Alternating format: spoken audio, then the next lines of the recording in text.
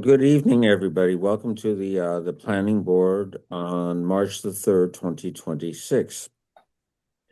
I move to open this meeting at 7:01 p.m., March 3rd, 2026. Do I hear a second? Second. Yes, it's moved and seconded. All those in favor, please say aye. Rob, Aye. Brett, Aye. Steph, Aye. and is Jim on? Jim is not here yet, so it'd be Okay, just you, and Frank. I am at aye as well. So this meeting is in order. And so next thing I'll do is ask if there are any items not anticipated by the chair within 48 hours in advance of this meeting. Hearing none, there's nothing to be added to the agenda, so I'll read the agenda. We will review and approve the meeting minutes of February the 10th and 24th. We're just gonna do the 10th 10th. because I didn't get the 24th. Yes, that's what I saw. So that's what I was assuming. So we're only going to do the 10th, even though it says the 24th. Yes, Uh, and is just for the record, Jim Garino has joined. Okay. Hello, Jim. The next item on the agenda is the hearing at 7:15. We'll have a continuation of hearing for additions and amendments to the Sherborn General Bylaws, Chapter 200, Stormwater Management, and the Sherborn Zoning Bylaws, Chapter 240, Section 3.2, Schedule of Uses, 243.2, Table of Uses, and Section 243.3, Living Accommodation in Non-Residential Buildings. After the hearing, we'll continue with current planning board business, which will include, if we don't get to it first, taking things out of order. We might do the A&R for 250 Western Avenue. We have a Milbourne Farm screening plan, and we have an annual town meeting timeline, warrant articles, and presentation discussion.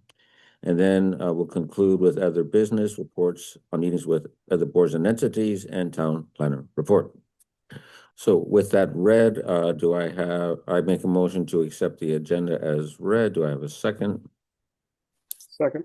It's been moved and seconded. All those in favor, Jim, Aye. Brett,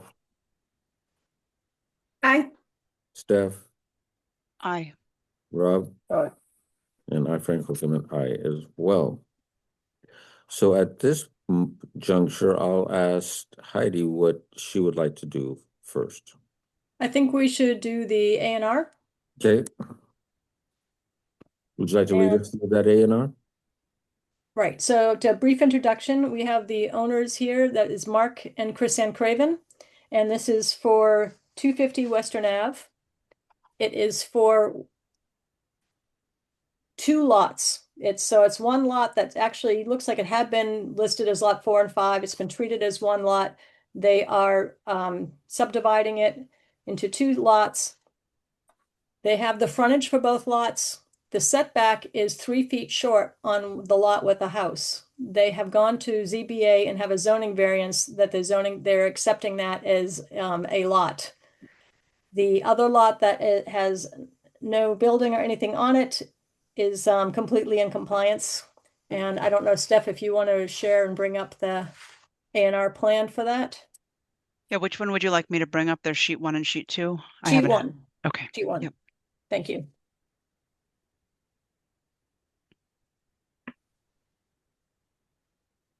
Okay. So this is near Brook Street, across from Dopping Brook. There are it's in a minimal flood zone, zone X.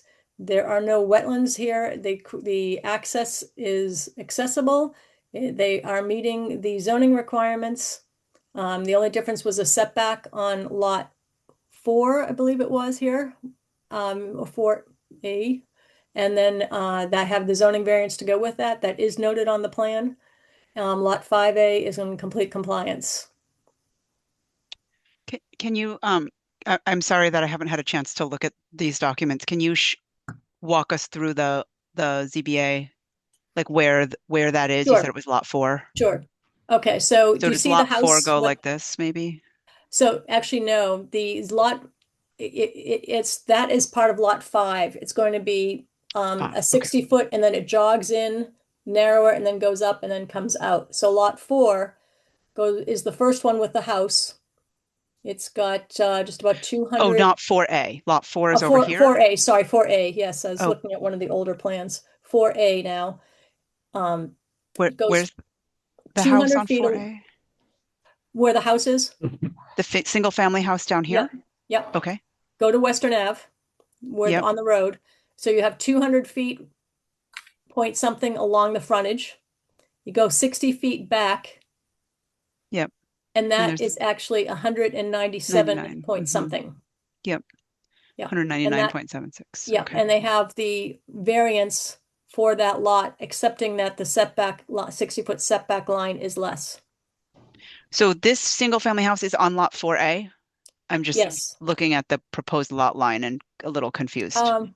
No. Sorry, reverse that. It's on lot 5A. Okay, thank you. That makes a lot Yes. more sense. Okay. Yeah. Yeah. Okay. So So the lot 4A then have that narrow bend off of Western Ave and then comes back to the back where it says 4A? Correct. So it goes back, and here they've shown what the buildable area could be in here, that it will meet the dimensional requirements for setbacks, which Okay. is not our issue right now. Our issue is lot size, access, and the dimensional requirements. And you said that the zoning, the ZBA exception is shown on here. Can you show me where Yes, that is? there's a note. So right then lot 1 has and it was called lot 1 on one of the things, has the benefit of the ZBA decision, allowing a reduced lot width at the building setback line.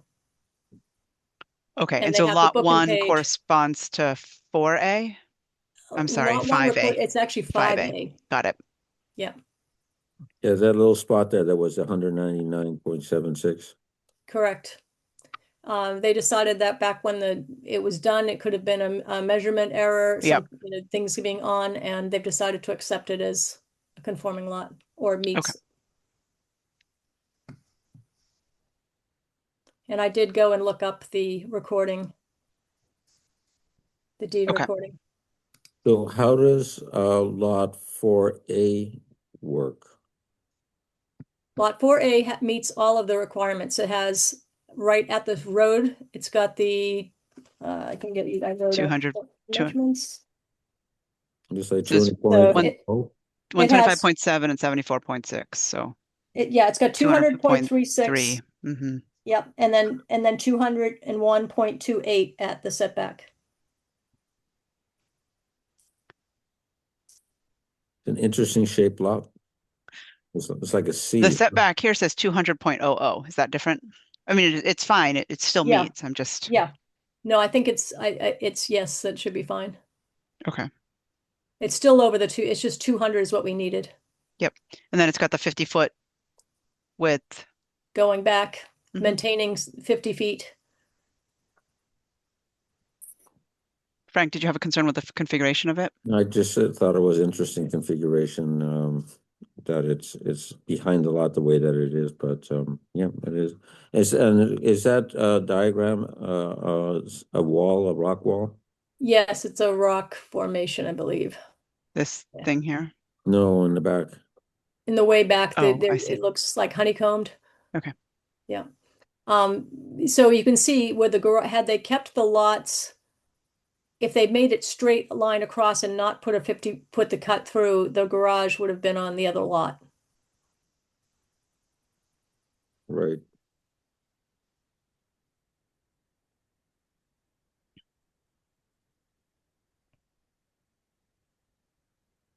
Okay. Are there any questions from anybody on our board? Rob?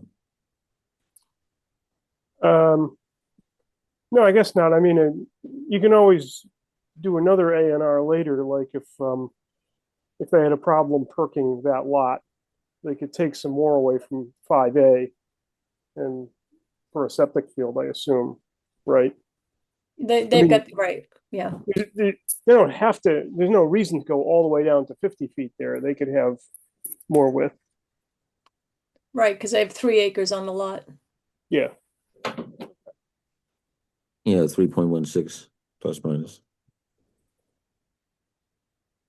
Brett, any comments? Any questions? Okay, This is residence B, right? Correct. Yeah, okay. Jim? No, I'm just looking through.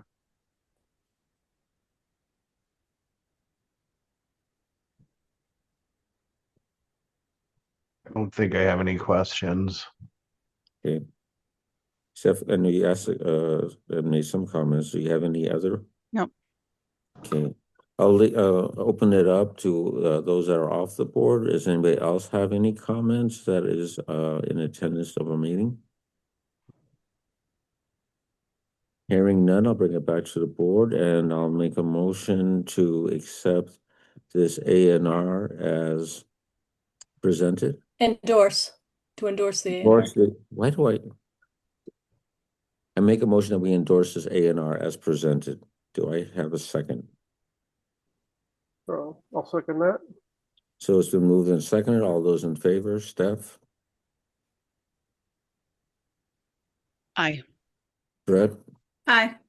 Jim, I Rob, Aye. and I, Frank Oakham, and I as well. So the second thing to talk about on this A&R then is for the signing of the A&R. Would everybody like to go in tomorrow, or would you like to have one representative? And I'm open and able to, and we'll be at town hall tomorrow anyway. So I'm happy to sign for the board. So if you feel that I can sign for the board, then I'll make that motion. Yeah, I'll move to nominate Frank Hoke to approve Frank to sign on behalf of the whole planning board. It's been moved. Do I hear a second? Second. Been moved and seconded. All those in favor, Jim, Aye. Brett, Aye. Rob, Aye. Steph, Aye. and I, Frank Oakham, and I as well. Heidi, we'll see you tomorrow. Great, and to Chris Ann and Mark, we'll get it signed and I can email Terry or, let you know. You can check in later on tomorrow afternoon and it should be ready. Thank you. Thank you. Thank you, Heidi. You're welcome. And we are at 7:14. I don't know if we want to do the screening plan. I think that might be a little more involved. I think so. We haven't approved the minutes. Okay, well, So just a quick question. Has everybody read the minutes? Does anybody have any comments or edits or changes? Hearing and seeing none, I make a motion that we approve the minutes as submitted. Do I have a second? These are the February 10th minutes? 10th, yeah. Yes. Okay. Yeah, I'll second. So it's been moved and seconded. All those in favor, Steph, Aye. Jim, Aye. Brett, Aye. Rob, Aye. and I, Frank Oakham, and I as well. Great. And I see Terry Ryan has just joined us. He was a surveyor. Terry, we already finished the A&R. So it's going to be signed tomorrow. And I can let you know when it's ready. Frank, do you want to go ahead and start the Yes. hearing? Okay. So I make a motion to continue the hearing for the addition amendments of the Sherborn General Bylaws, Chapter 200, Stormwater Management, and the Sherborn Zoning Bylaw, Chapter 240, Section 3.2, Schedule of Uses, Section 243.2, Table of Uses, and Sections 243.3, Living Accommodation and non-residential buildings. Do I have a second? Second. It's been moved and seconded. All those in favor, Rob, Aye. Steph, Aye. Brett? Aye. I think I said, I for Jim did, right? But I don't think I said Rob. No, you said me first, actually. Okay, so then Jim, Aye.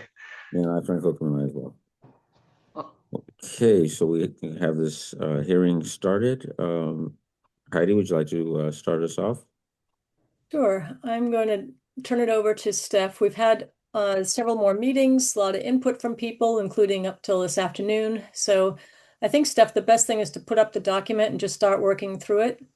Yeah, okay. And I did not see any of the emails until 6:59 that came in this afternoon. So I've been frantically trying to go through them and incorporate where I can, mostly to Jane.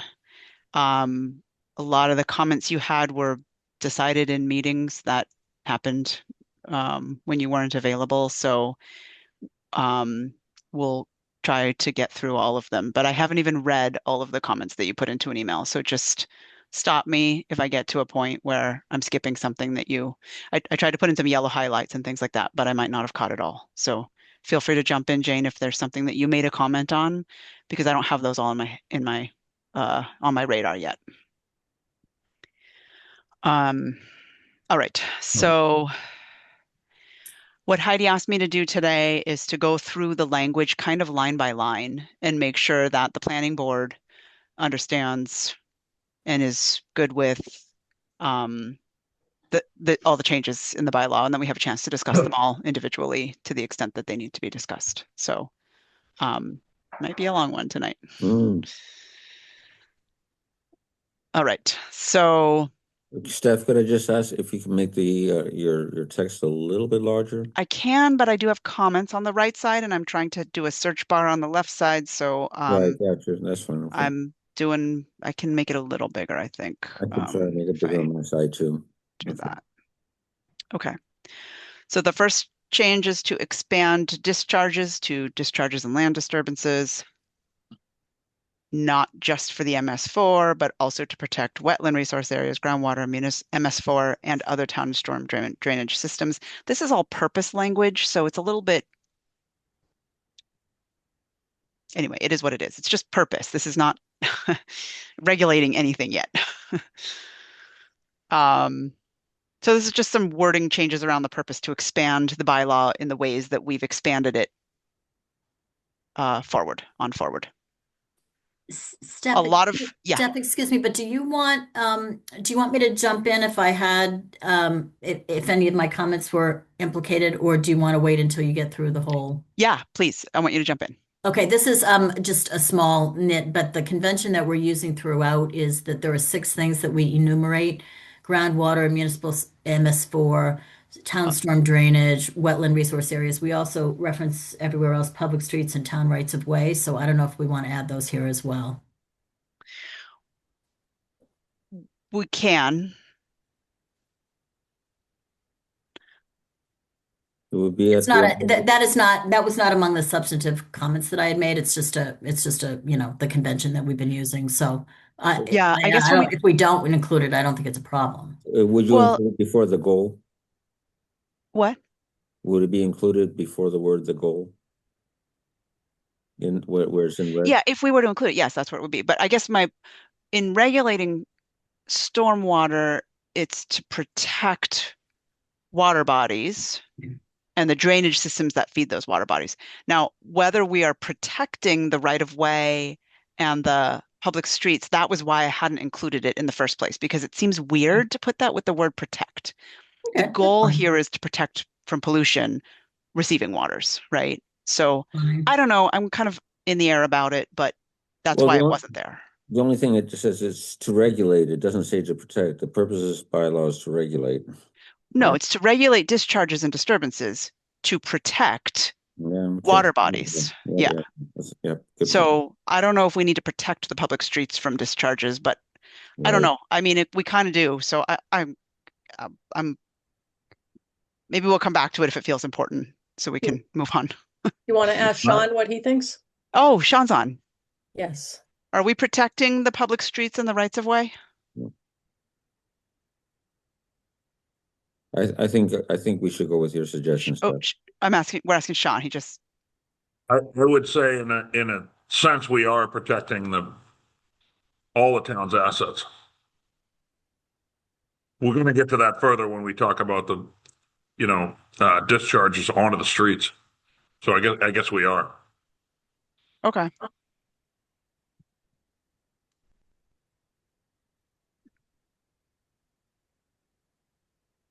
The public streets and town right of way, right?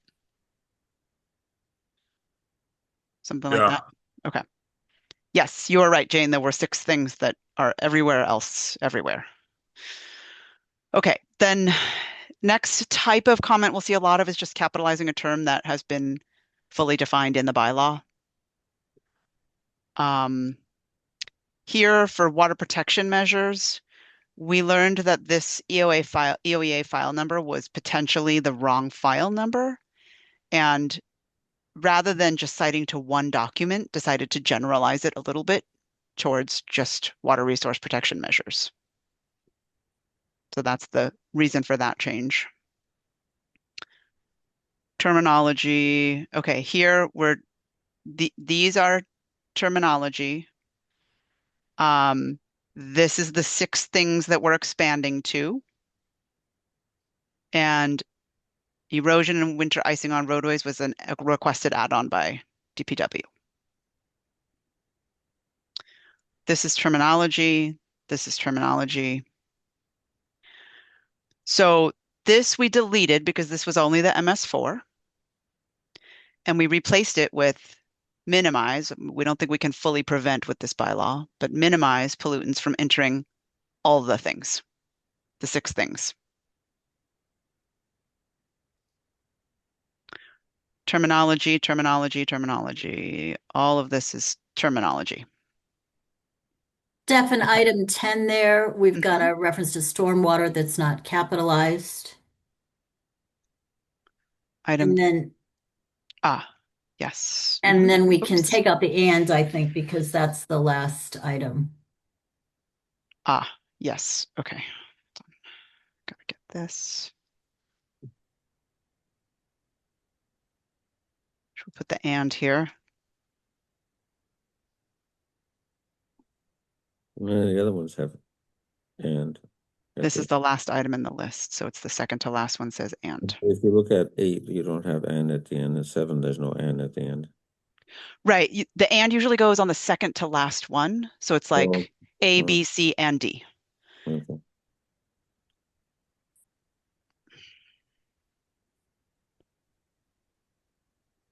And since Jane was just pointing out that since we deleted this one, the and belongs here instead of at the end of the list.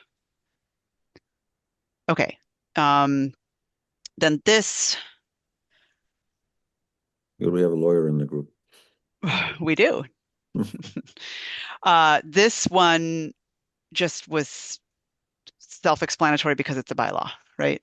It's like establish the town's legal authority. That's what a bylaw does. So it seemed like it was unnecessary to state that that was a purpose of the bylaw, if I remember correctly, Jane, I think. Yeah, I think that's true. Okay. Definitions, we had one orphan definition and a reference to a bunch of other documents. And for a variety of reasons, have decided to, rather than reference the other documents, incorporate the definitions that are relevant into the bylaw. And part of that, one of the main reason for this is because someone who's looking at the bylaw shouldn't have to grab another document to figure out what the bylaw means and what is actually regulated. So we have undergone an effort to include definitions from like this Appendix A that's crossed out here. We're no longer referencing it. We've incorporated them, the definitions. So these are all the definitions. Common plan of development is brand new. That was a way to define projects that are next to each other, owned by the same person, being done in phases, things like that, so that we're not having someone segment a project to get around the bylaw, ideally. Another one that's new, so illicit discharge pertains only to the MS4. That is an MS4 definition, so we didn't really touch that definition, but we added another definition of unauthorized discharge, which includes the MS4, but also the other 5: town drainage systems, wetlands, groundwater, right-of-way, public streets. So the unauthorized discharge is now the blanket term, which includes an illicit discharge into the MS4, but allows us to expand our regulation of discharges to these other areas. We also had a term called illicit connection up here that was crossed out, which is like basically like piping and a connection into the MS4. And we changed that to an unauthorized connection. And it's just basically a drain or conveyance that allows for an illicit discharge or an unauthorized discharge. So it's basically like there may not be water flowing through it, but if you've connected your sump pump to the catch basin in the street, that's a connection, even if there's no active water discharging into it. Just see, so where was I? I was at illicit discharge. So Nothing else. we're maintaining illicit discharge because it's a state definition. Yes. And then blanketing it also into unauthorized discharge, which is a broader term that we use as a town.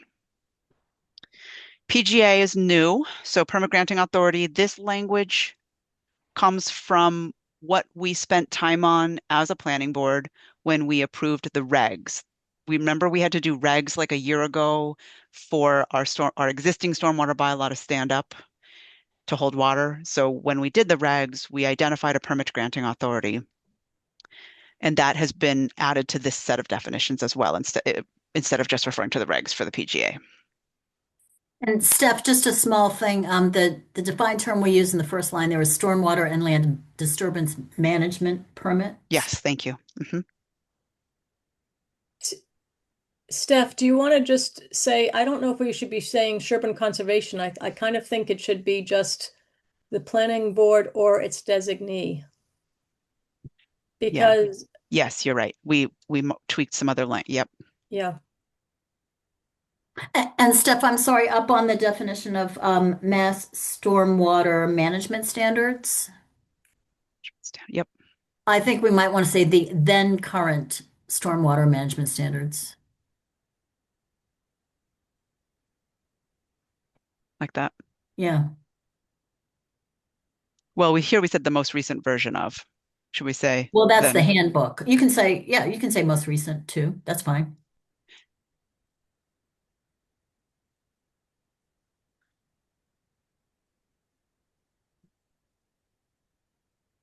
Then to me, then just begs the question of when. But Yeah, that's fine. okay. All right. So for PGA, you're right. Planning board or its designee as more fully described in 6.1 of the rules and regs. And then we lay out specifically for discharge permits into the MS4, potentially, or other town drain systems. Well, we said in all unauthorized discharges or connections. Well, an unauthorized discharge or connection shouldn't have a permit granting authority. No, should have a permit. Yeah. So that language comes from down here where we say permitted non-stormwater discharges, a limited category are only allowed into the MS4, other town drainage systems, public streets, or town right of way with a permit. So it's not just MS4. I would use that same language. Yep. Where was that PGA? Let me just put it in here. For discharge permits for non-stormwater discharges into the MS4, other town drainage system, public streets, or town right of way, comma, the DPW director shall be the PGA. And we're going to get to that because I know Sean had some comments on that list, as did Jane. So we'll get to that in a minute as to what may be permitted.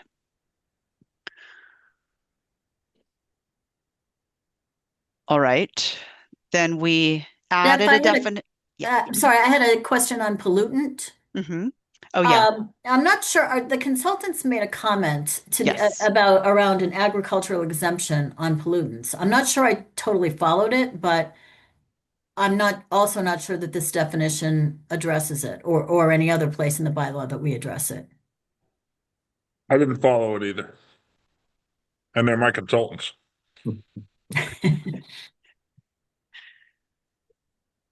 Um,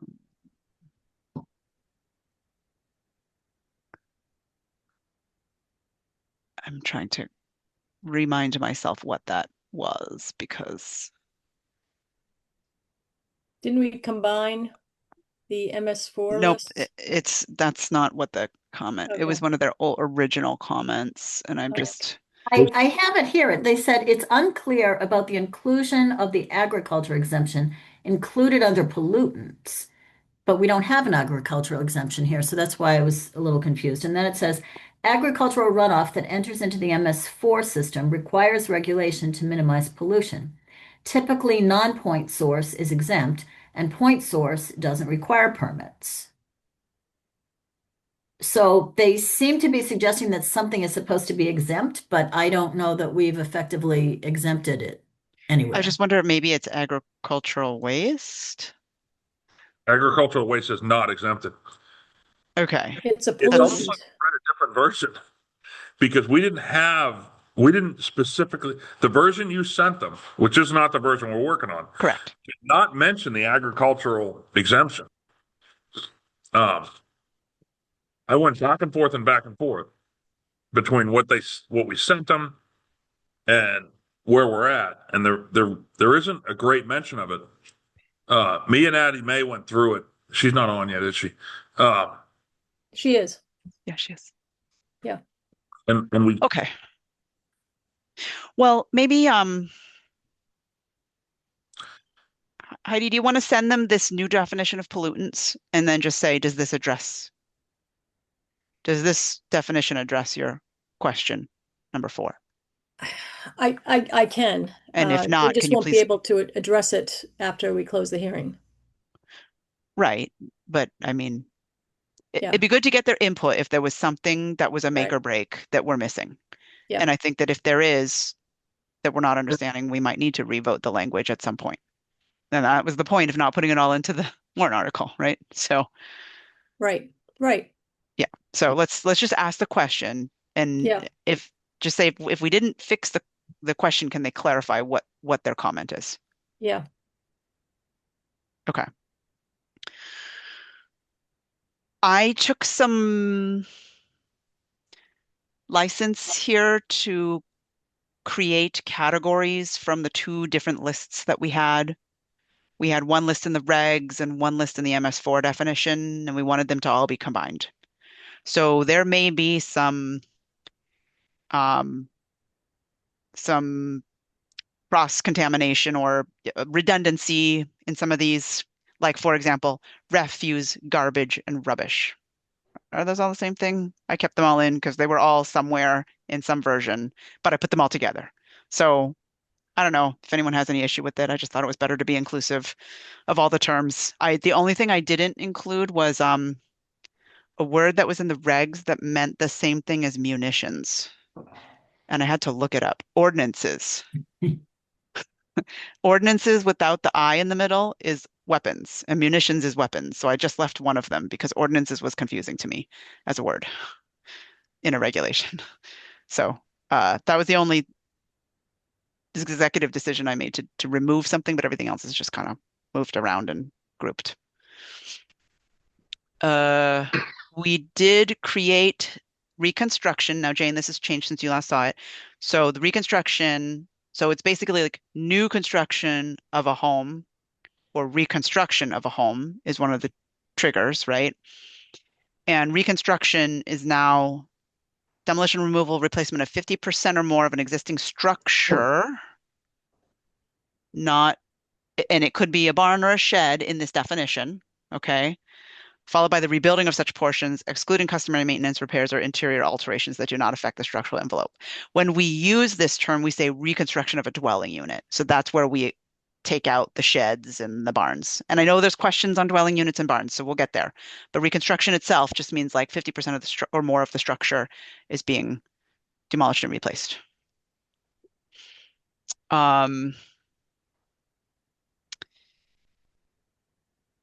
This, I think, was the only instance where I needed to uncapitalize application, Jane. Yeah, I think that's right. And the stormwater management, the official title that we use is stormwater management Stormwater and land Stormwater disturbance. and land disturbance management permit. Did we keep that as the, yeah, it must be.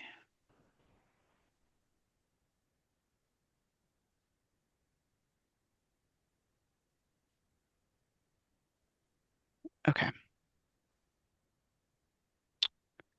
And Talked about then in V, item V, the numbering we'll see later is changing, so that D becomes a C. thank you. Okay.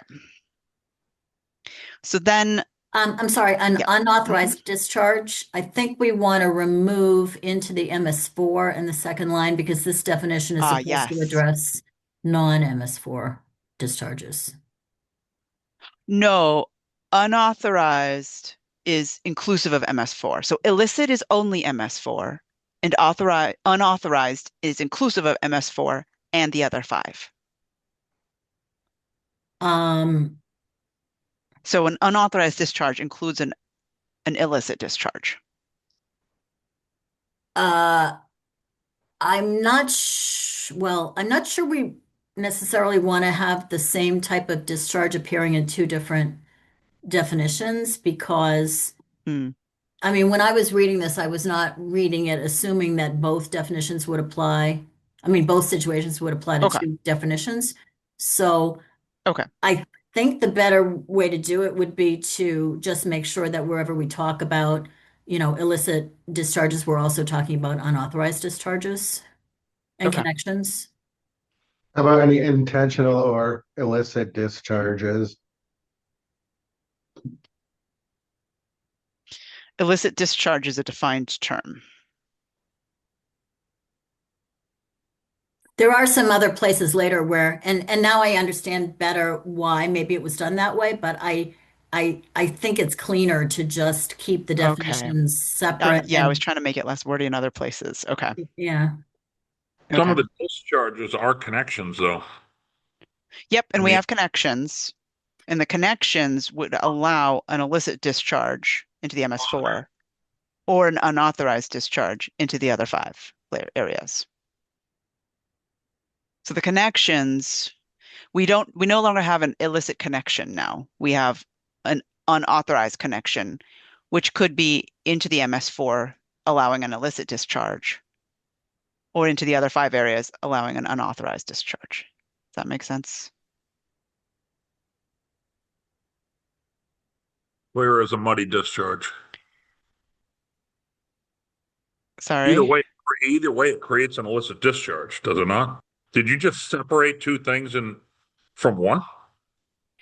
Illicit discharge is only an unallowed discharge into the MS4. That's an MS4 definition. And we didn't want to add into the bylaw, expand it to include a bunch of other things like wetlands and rights of way.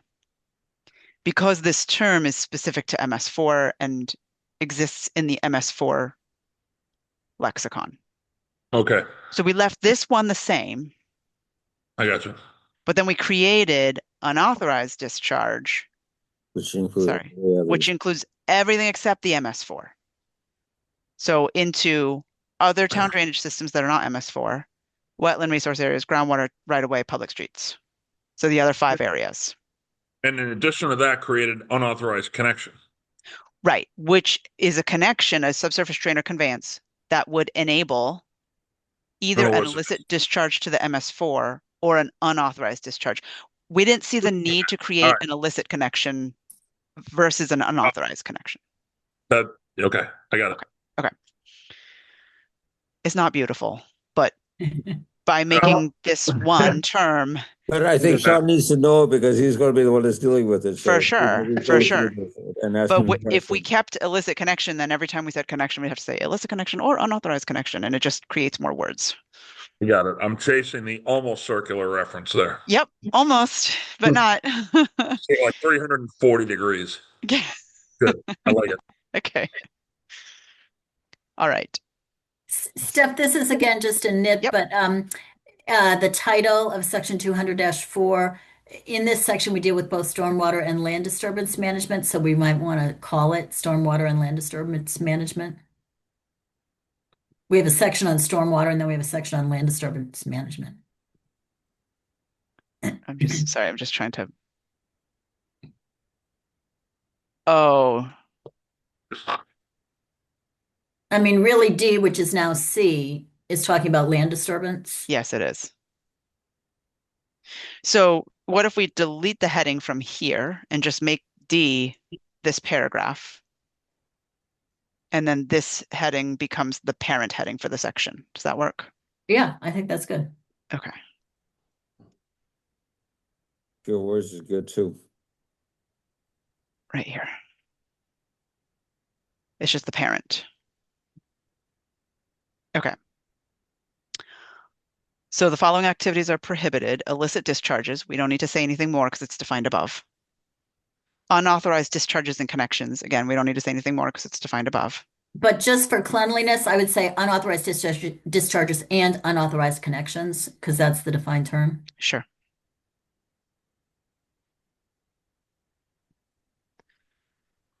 Obstruction of MS4. Nothing changed here. Okay, There's yard. one reference to Yep. stormwater there in the first line to be capitalized. Yep. I just need to grab one because I hate doing all that formatting.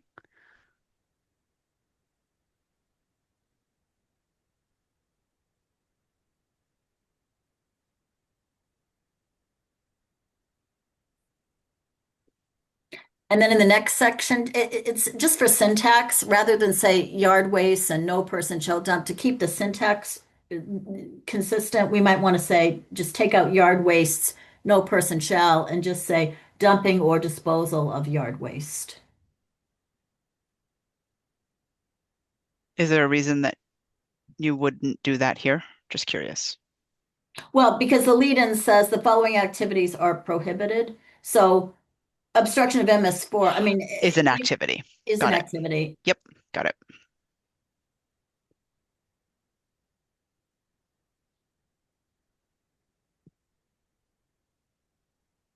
And then, Sean, you may want to speak to this, but I noticed that one of the comments that Addie May had sent before this meeting had to do with the tension between this and 200-4 subsection B. The swimming pool or spa? Um, Or what do you mean by this?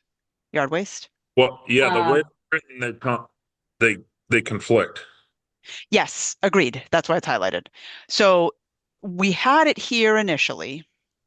Then we broadened this list of permittable discharges, and Yeah. it was in this list, right? Dechlorinated. It's dechlorinated.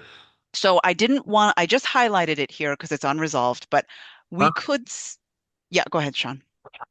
Well, and we discussed it, and Okay. I suspect Addie Mae, myself, and Heidi discussed it exactly as you would have. Not, I'm going to say a double negative. Not dechlorinated pool water is prohibited. It's prohibited from the wetlands. It's prohibited from anything. People shouldn't be dumping. So I don't know how best to word it, but well, can I make a Chlorinated, we suggestion? right? almost want to, in a sense, and I suspect most of the people in Concom would say the same thing if they were permitting a new property. In a sense, we almost want to permit a brand new pool to discharge into the MS4 or the stormwater, so long as they permit it, such that they dechlorinate it. We would rather have the dechlorinated water put onto the road into the stormwater system than into the wetlands, and not be dechlorinated because they just open the valve and dump it. And I suspect the Board of Health and Concom would say the same thing. Because most pools dump where? Into people's backyards, into the wetlands, into a stream, wherever. So, So that's one thing that's almost better to just permit. Not that I want the headache, but for the few new permits, you almost want to encourage that. So could we And say go ahead. chlorinated pools? So this is what's prohibited, right? Right. And this is Chlorinated. we have to be careful with chlorinated because I know there's pools and I think there Salt-based. might be hot tubs that aren't technically chlorinated. Right. They use different sources to create Disinfection, like salt. We don't want just salt in these areas, right? So I was thinking definitely I was thinking chlorinated or salt-based because and and and this is not the we also could say like chemically because like we don't care, for example, about UV, right? If it's UV disinfected, that has no repercussions to you know, any we receiving wouldn't water. care. Right. Uh, So is and honestly, the chlorinated pool water is the easiest thing to dechlorinate and right. put back into the storm drains for the times that you need to dump, a significant amount of water out of the pool. And you want to permit it because the pool companies can do it. They're used to Right. doing it. There's no way they're dumping chlorinated water down, Brookline and Cambridge's storm drains. So is They'd this end the up, way to say it? they'd end up in jail for that. Is this the way to say it? Um, Can I make a suggestion on this one? Because Yes. there's bromine too, and we don't know what other things. Can we just say any swimming pool or spa discharges and then in parentheses, except dechlorinated on parentheses? So Oh, that's saying not dechlorinated. The double negative. Yeah.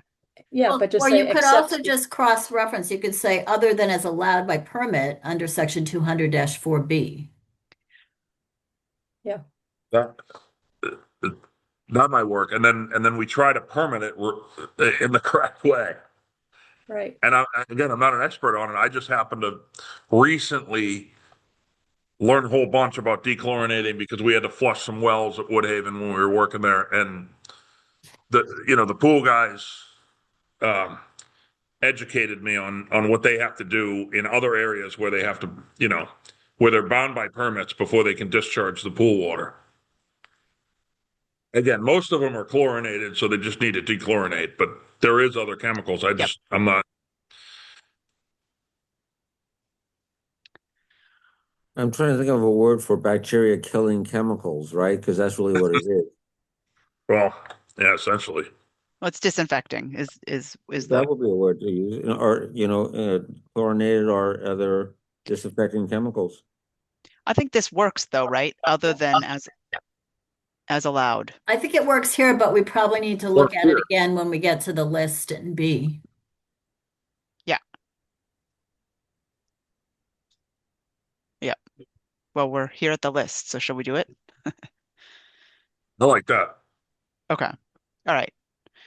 So now these permitted non-stormwater discharges Oh, are just a not allowed. capital, excuse me, but just a capital on stormwater there, and then again later in the first line.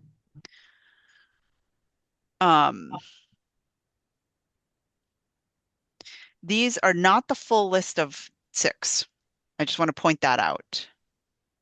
You know what? I better do the whole thing. Better do the whole thing. Otherwise, that dash gets lost.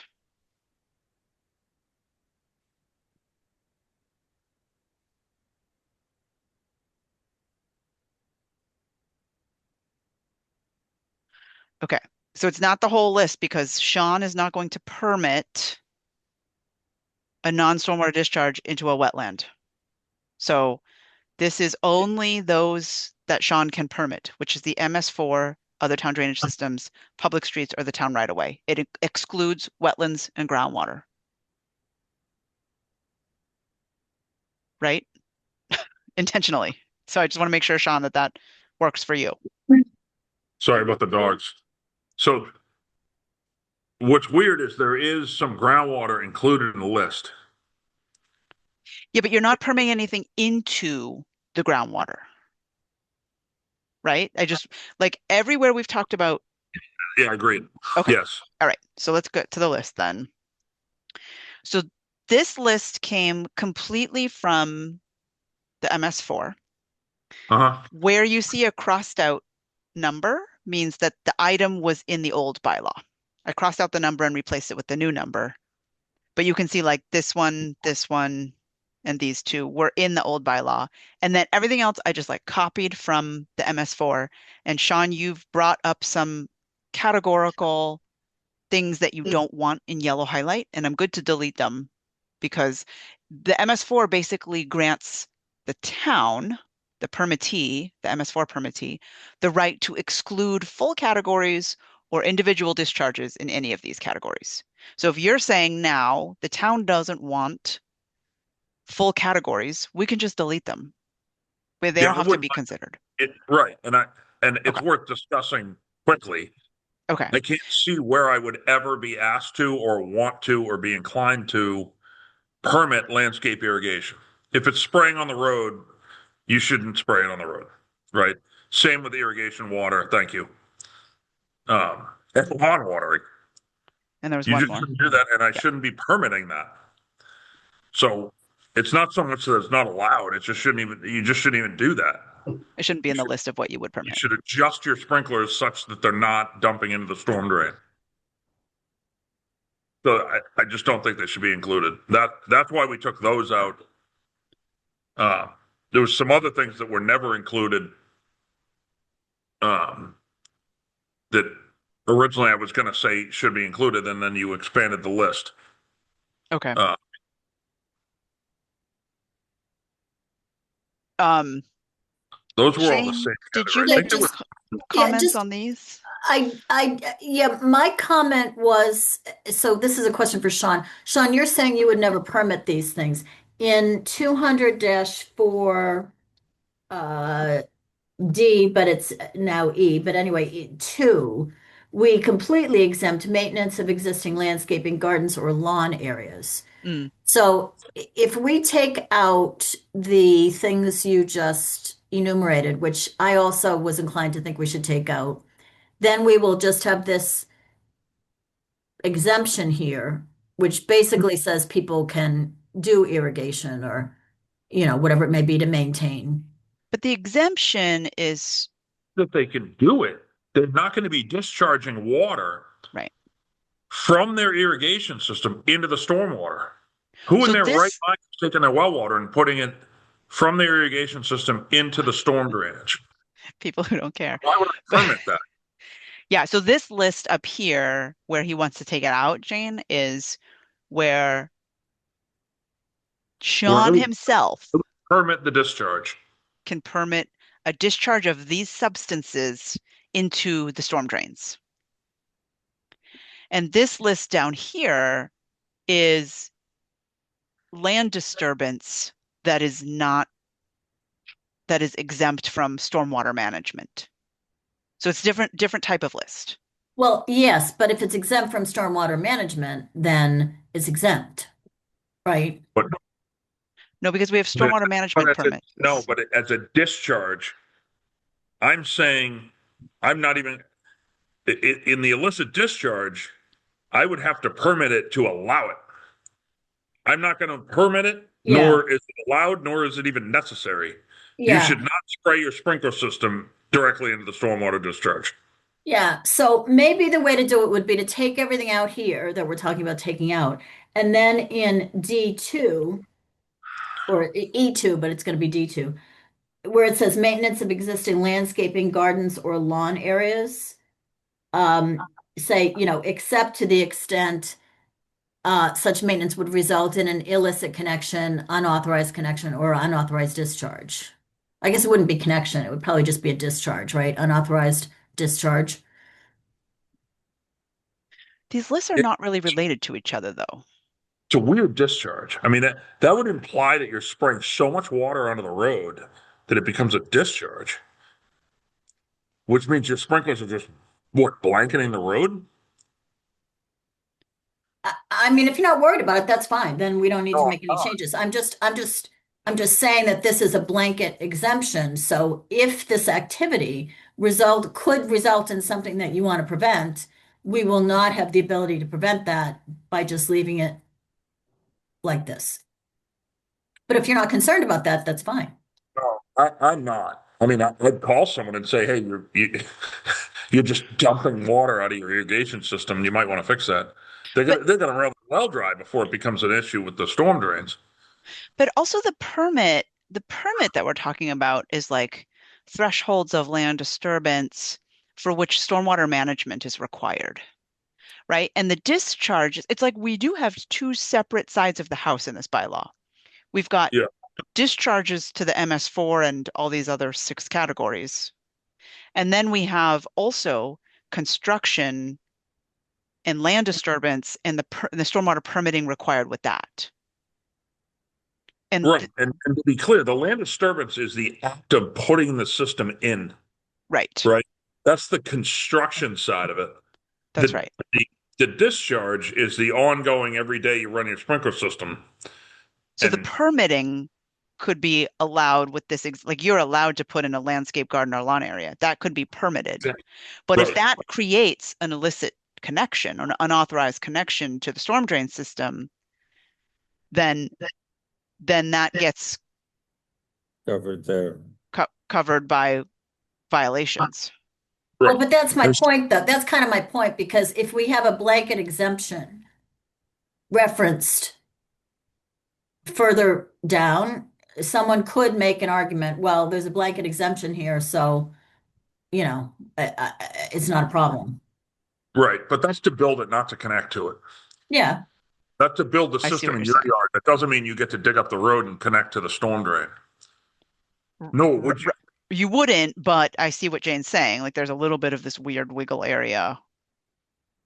What had you suggested that do not result in An illicit discharge?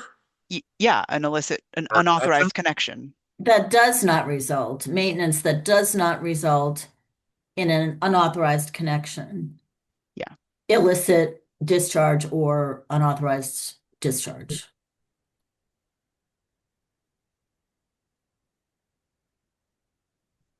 Right? I mean, not that anyone would build a system like that, to Sean's point, but should they do it, Right. we don't want them to have an exemption. Got it. Okay. Can we go? Let's go up through the list and simply Yeah, go yeah. through the list. There's one more. Addie texted me the Car washing. the car washing thing is ridiculous. We do not want that. And then And then this, the residential building. Well, you had that highlighted. Wait, which I think it's the last one on the list. oh, okay. There's no way we want that. I can't come up with a scenario in town where we want to allow that. I don't even know what it is. Like, Pressure wash it. Well, if you hire someone to pressure wash your house, it's going to end up in your flower bed, not in the stormwater. And nor am I going to go out and permit that. right. Street wash waters is the weirdest thing. I don't even know. I can't believe the EPA put that in there. I don't know what that is. I want, yeah. Okay. But how I would guess a person, if it is, wouldn't that be DPW washing the Yeah. streets? I mean, how would an individual even I make mean, that we happen? sweep it. We can leave it in there assuming that I don't have to permit anyone else to do it. I mean, no one else is going out and washing the streets. If they do, they probably should stop. I think we should take it out. I don't agree. I think you're It's not right. real. It's not something you would permit. Are there private ways that would fit this description? Parking lots. Would I regulate private ways though with this? Okay, take it out.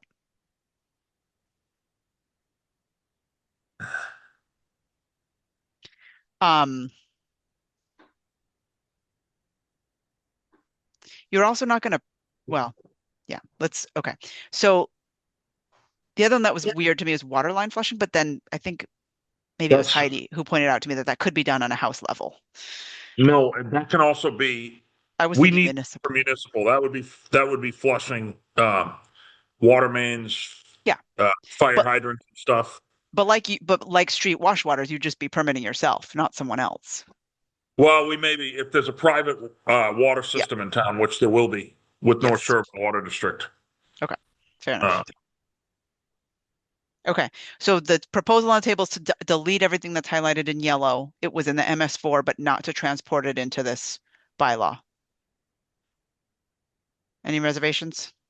Yeah, the only thing I didn't have an example for, and it probably just gets left in there, is discharge from potable water sources. The only thing I can think of there, Steph, would be backwash from a softener or something. I don't know what other discharges you'd have from a potable water source.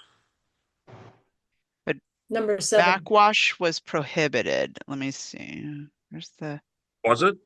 no, backwash was in the word pollutant. Filter backwash.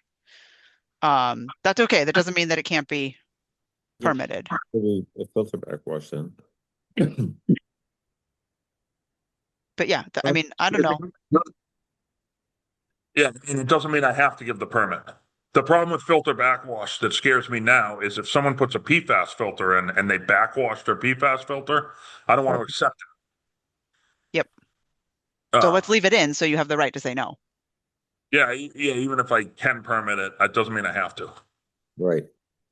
Now, what about air conditioning condensate?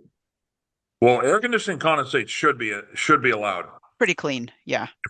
if we can prove it, because there's instances where that goes into either the gutters or it ends up in the foundation or it ends up in the same stream that gets pumped out. But do you have to permit that? Well, sure. If it ended up, let's say it ended up in the same stream. Say you get a sump pump in your basement, and Jim, you probably do, and it happens to be next to your air handler. You're dumping your air handler under the sub pump. So if we went in and checked it and gave you the permit, we'd say, well, unfortunately, we didn't include the condensate. So pump that outside so it can build up against your foundation and end up in your sump pump. I mean, if you're in the situation where you have a sump and you're trying to pump it out, you shouldn't be dumping the condensate anywhere other than where you're pumping it. And it's clean water. Yes. Well, sometimes that's the problem. It's too clean, right? Right. Okay. So any concerns with deleting the yellow highlighted items? I'm just going to go through categorically and delete them. Hearing none. Okay. Forever hold your peace. Cool. Here we go. Done.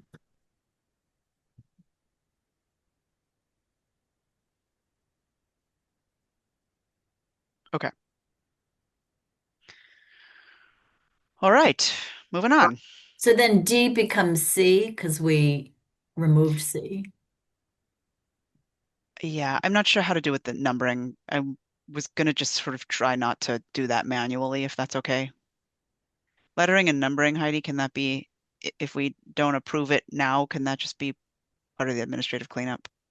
Yeah, I mean, it's going to be, if we accept it, it should automatically. These are not track changes, so. Right. So in But our if I motion, delete we'll this, just say with any administrative updates. okay. With administrative updates as needed. Because then if I start doing it now, I have to carry it all the way through, and I just don't Right. want to take our Right. time doing that. Yeah, So, and that would imply that you're going to get 100% done yeah. and All correct. right. Right. And then it just takes one miss to have everything be Yeah. wrong. And okay. So, all right. So here we go. Construction activities that causes or will cause land disturbance shall be subject to the following permitting thresholds and requirements, with additional requirements per the regs.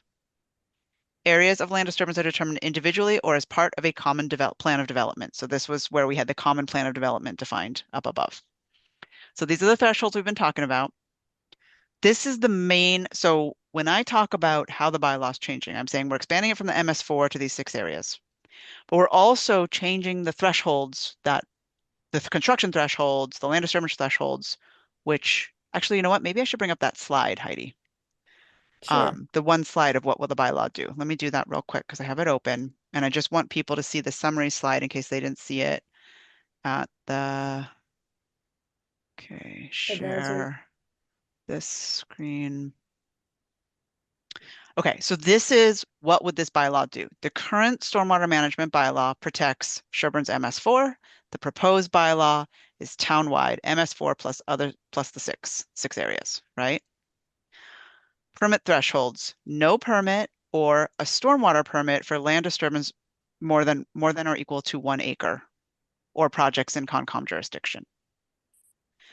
And this is the section that we just got to in the bylaw is the section that addresses these thresholds. No permit, a minor permit, for land disturbance more than half an acre, we'll just call that half an acre, increased impervious area more than a quarter acre, and a new detached ADU. I know you have a question about this, Jane. We'll get to it in a second. And then a major stormwater permit keeps the 1 acre, but adds half an acre of new impervious area, and any new standalone dwelling unit or reconstructing more than 50% of an existing standalone dwelling unit. It's a little simplified for the slide. So you had asked Jane, so first let's talk about ADUs because that came up fairly recently. We haven't talked about ADUs as a planning board at all yet, but it came up as an outcome of the advisory meeting where ADUs, the state is going through great hoops to make ADUs more accessible by right, and unburdening the burdens of building an ADU, right? That's why we had to create that protected use ADU category to be consistent with the state. So there was some talk about this used to say standalone dwelling unit. It now says, I think, excluding ADUs in the bylaw. There was some talk about whether this includes an ADU, and the answer was yes, we intended it to include an ADU. And then there was some talk about, well, an ADU is the state's really working to make ADUs easy to build, right? So what we did was we said, well, we don't want an ADU. This is up for discussion. These are like sort of conversations that I wanted to bring today for discussion. I don't want an ADU to be completely exempted from stormwater, a major stormwater permit, from managing its stormwater, right? But a major permit is a significant undertaking because it requires you to manage how much water is running off the site today. Then, now you have a different impervious area. So now how much stormwater is going to run off the site in a 100-year storm? And how do you keep the peak stormwater runoff to be the same? It's a significant engineering undertaking to do that kind of stormwater management. So a potential compromise was to put the ADUs into the minor stormwater permit category.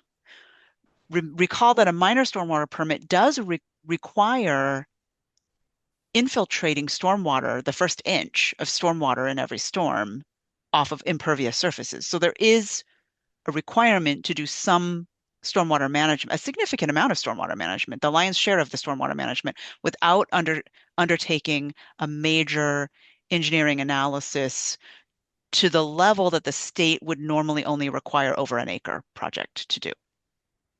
So basically what we're saying is for a new dwelling unit that's not an ADU, a standalone dwelling unit in Sherborn, that's an opportunity to sort of optimize stormwater management. But if an ADU is supposed to be more buildable, more easy to build, more easy to implement, and the state is encouraging this as a potential pathway to more low income or diverse income housing, then if we put it in the minor stormwater permit category, it still gets a fair amount of stormwater management without requiring to jump through all the hoops in a major stormwater permit. Yeah. Now, oh, I'm sorry. So then you asked about attached versus detached. Right. Is that the next one? Okay. Yeah. So a lot of time an attached ADU is just done within it can be done fully interior, or it can be done, it can be done with a basement. It can be done with, existing within the existing envelope of the house. Just to it carve. could also be an addition onto the house where you Right. and then Right. That's what I was going to say next, and that would fall under the reconstruction. So if you're building an ADU that the building of which gets to more than 50% of your existing home, then that would be in the major permit category. But if an attached ADU, I don't, this is brand new, right? So we haven't discussed it all. So it was a good question, but that was the first place my mind went, was that an attached ADU would sometimes be done in the envelope of the house. Sometimes it's a minor addition to the footprint. And if it wasn't, then it would fall under this 50% reconstruction. Well, it might not. I mean, you could have Yep. an attached ADU that's less than 50%, but Mhm. more than 20,000 square feet. I mean, that's possible. Well, if it's more than 20,000 square feet, then you're set. You mean less than 20,000 square feet? Oh, I'm Yeah. sorry, less. You're right. Yeah. Yeah. Um, I guess But I just didn't see a logical distinction as to why we would say, you have to do it if it's a detached ADU, but not an unattached ADU. It seems to me that, if we're trying to have something apply to ADUs, I didn't mhm. see a logical reason to make a distinction between detached and attached. Fair. that's a good point. If it were attached, you could easily exceed 50%.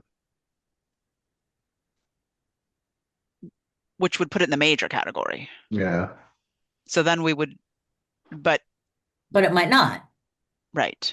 Right, but it could. It could. Wait, but isn't the ADU, the max size is it 1,200 square feet or 900? 1,200 by permit. Yeah. It's pretty, I mean, that seems pretty small. So, I think that was part of the reason for exempting ADUs from the stormwater permit, the stormwater requirements as well, because it's supposed to be this, small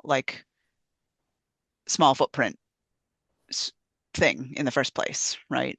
But we thought, yeah, I mean, we could, I guess I'm not opposed to having this be a minor stormwater permit for any ADU because it's not a huge ask to just say capture an inch of the rainfall off the roof.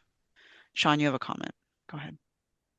Yeah, I would propose that the reason for the detached is somehow, even though it being small, you could add thousands of square feet of impervious surface.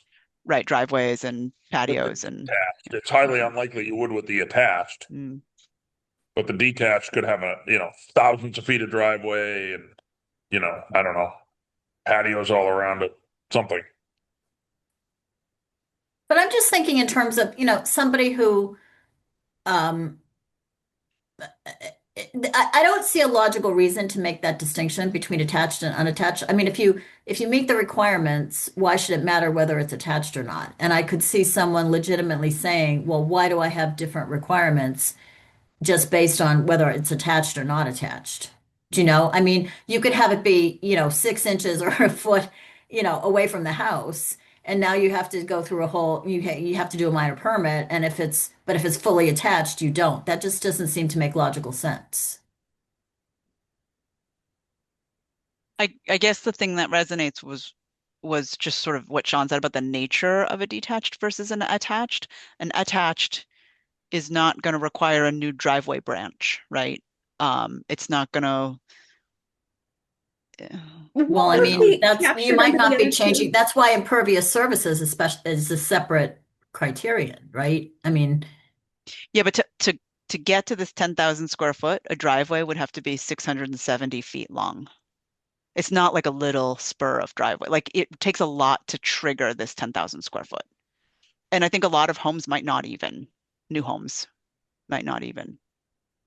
no, my point is simply that whether it's attached or unattached, I mean, we've already Yeah. covered the impervious area with the second bullet point. So to me, it seems like that's already covered, and whatever we're saying about ADUs is not something that we're trying to cover in the ADU bullet. It's something we've already covered in the second bullet. Are you saying Okay. ADU shouldn't be in there at all? Just No, never be in? I'm not saying that. I mean, I could be You're saying, persuaded to keep it out. I don't have a strong, feeling that it needs to be in because they do, by their very nature, have to be pretty small. But if they're going to be in, I don't see a reason to make a logical distinction between whether they're detached or attached.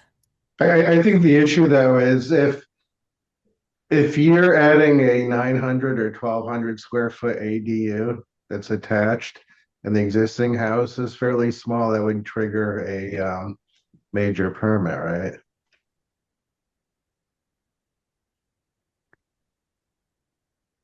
if you have an existing, the way we have it written is that an ADU in and of itself doesn't trigger a major stormwater permit. But what Jim is Well, it saying could, that because if unless we specifically exclude them. But if we explicitly exclude them, then we get into this. That's where I'm going because Oh, okay. Let me go to the language. I kind of liked looking at it in bullet form because it's simpler, but the language, I think, and again, this is so new that we haven't had a chance to vet it all, so it might not be But it seems like a major burden if you have a small house and you're adding. right. So right now, major permits is standalone uh, new construction of a standalone dwelling unit excluding ADUs. Okay. So we are specifically excluding ADUs as well as reconstruction excluding ADUs. But if we in item 2 say that either detached or attached Yeah. ADUs are Yep. minor permit, then we don't need to say they're excluded from major permit because we've already said they're both in minor permit.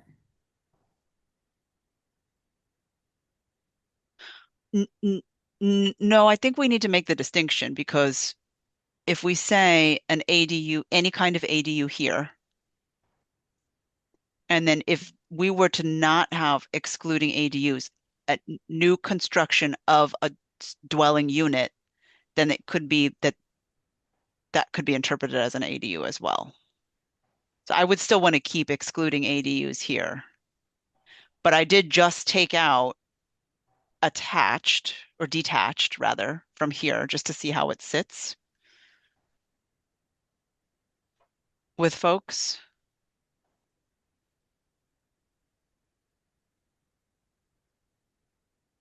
I think it works without the detached.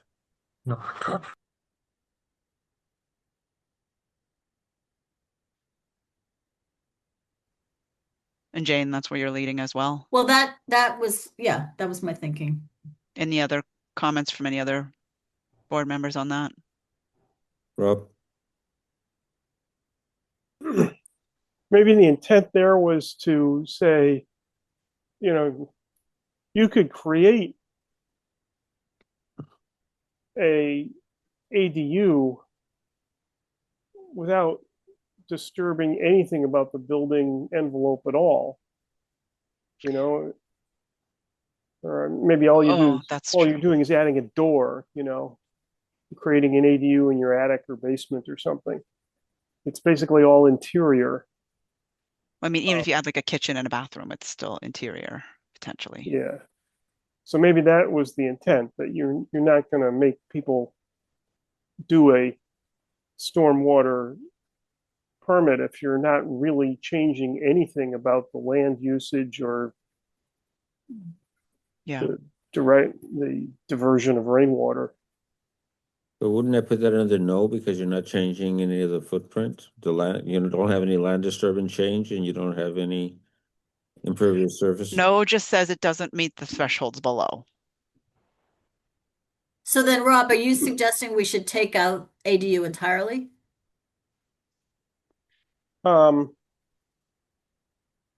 You were saying detached, right? That you would. Yeah, it says detached because that would say you're creating a whole new 800 or 1200 square foot building. So Whereas an attached is, I hear what you're saying. The other thing to think about is that the stormwater management is 1 inch of rainfall depth over the increased impervious surface. So if you're not increasing the impervious surface, if you're not increasing the roof, then there's no rainwater to manage. But this, if we don't say detached here, it still puts you in this minor permit category, which is confusing, even if you have no increase in impervious surface.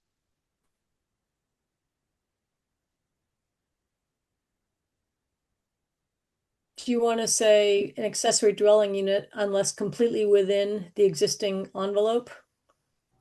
Yeah, we could. I mean, if it juts out an extra 10 feet, do we need, like it's like where's the line? That's why I think it was attached and detached, right?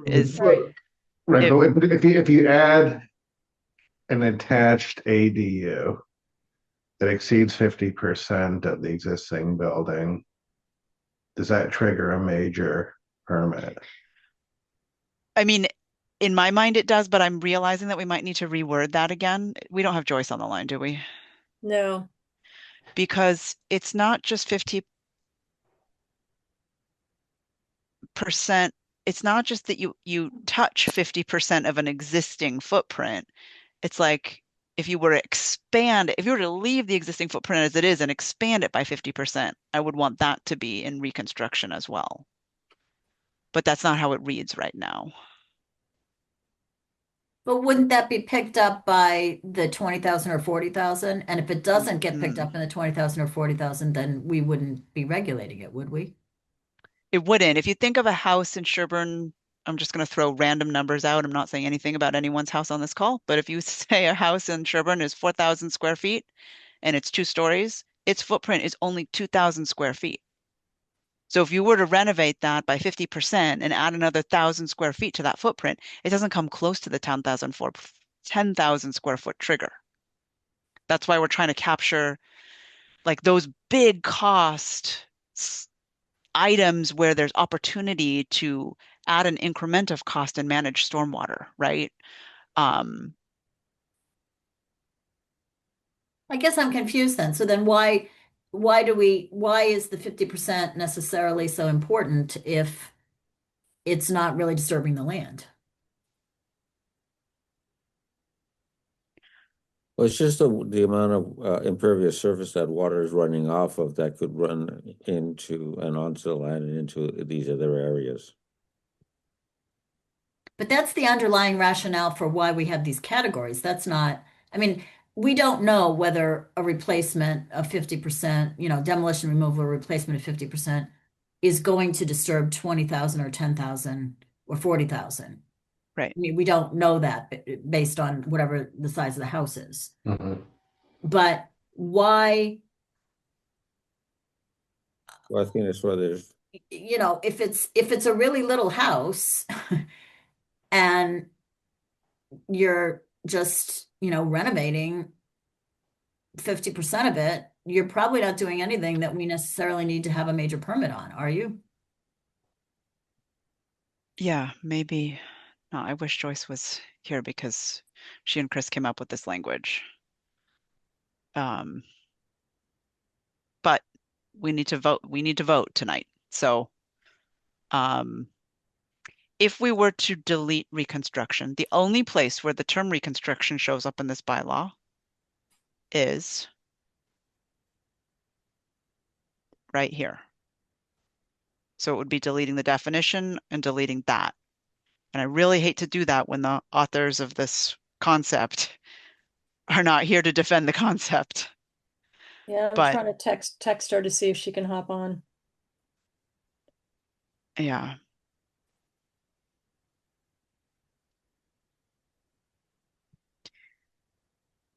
Yeah, it's almost like it's less about reconstruction and more about expansion, right? yeah. I think so.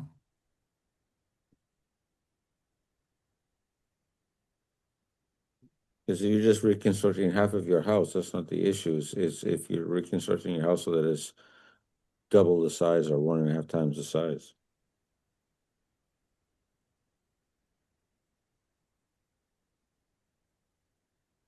I mean, it seems like the other requirements, the 20 and the 40 and the impervious surface limitations are what we really care about. Joyce says she can hop on in 5 minutes, so maybe we can come back Okay. to it. Yeah, let's come back to it. While we're in this section, Steph, just one small little nit in subsection 1. There's a stormwater there to be capitalized in the second line. Should this say stormwater and land disturbance management permit? Probably.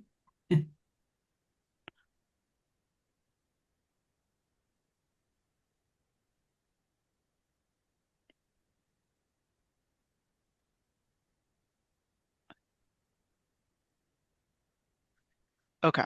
And then hold on, I just don't want to lose this. I just want to highlight this because we're going to talk about this. And then I want to highlight detached and excluding ADUs. All these things that we're talking I mean, about. maybe we should highlight the whole ADU concept in subsection 2 for the same reason. I mean, if you're doing Mm-hmm. A little ADU that doesn't really disturb anything, much of anything. Do we Mm, really care? I would, I would, it's my personal preference not to have a new dwelling unit go up, especially if it's detached, with no stormwater management requirement. And I think the existence of a small category like this allows us, a minor category like this allows us to put in some stormwater management with little effort on the builder's part. Especially during construction. Yes, especially during construction, like erosion control measures and things like Yeah. that. And then in subsection 3, maybe another thing to highlight, I don't know, is when we talk about a standalone dwelling unit, why are we specifying just dwelling units? Because if you have a standalone, barn or whatever that I think is, go other ahead. structures would be just be subject to the square footage. Other modifications would be subject to the square footage. The reason it's sort of like think about it the opposite way, right? We have these like square footage thresholds that we're trying to stick to. But when it comes to building a new home, um, even if we're not disturbing a full acre, we would like to manage stormwater because a new home is an opportunity to manage stormwater. It's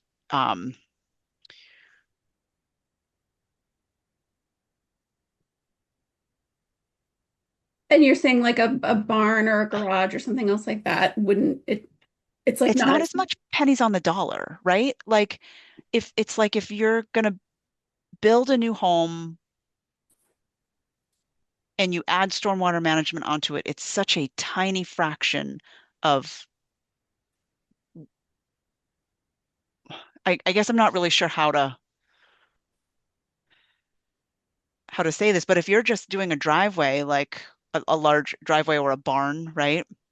Um, Managing stormwater on that is a larger percentage of the investment that you're making on that barn, right? Because it could have the same impervious surface as a home. Um, but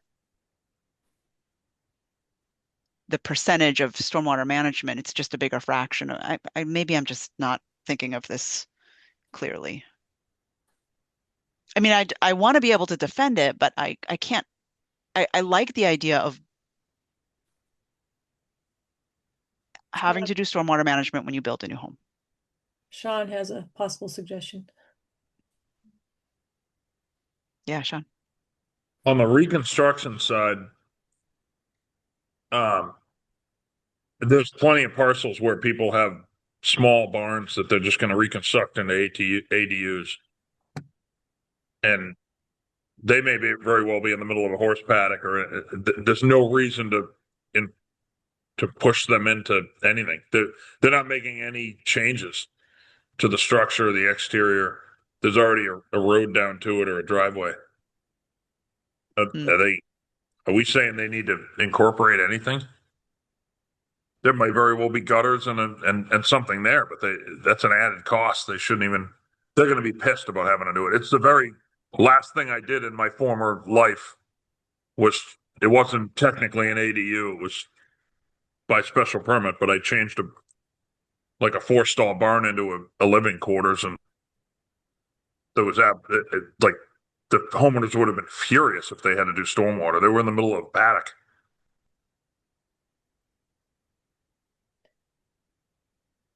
So Joyce is on the Zoom. What's that? Well, Joyce, we were talking about reconstruction, the definition of reconstruction. Yeah, And I'm talking reconstruction. so reconstruction is currently defined as demolition, removal, or replacement of 50% of an existing structure.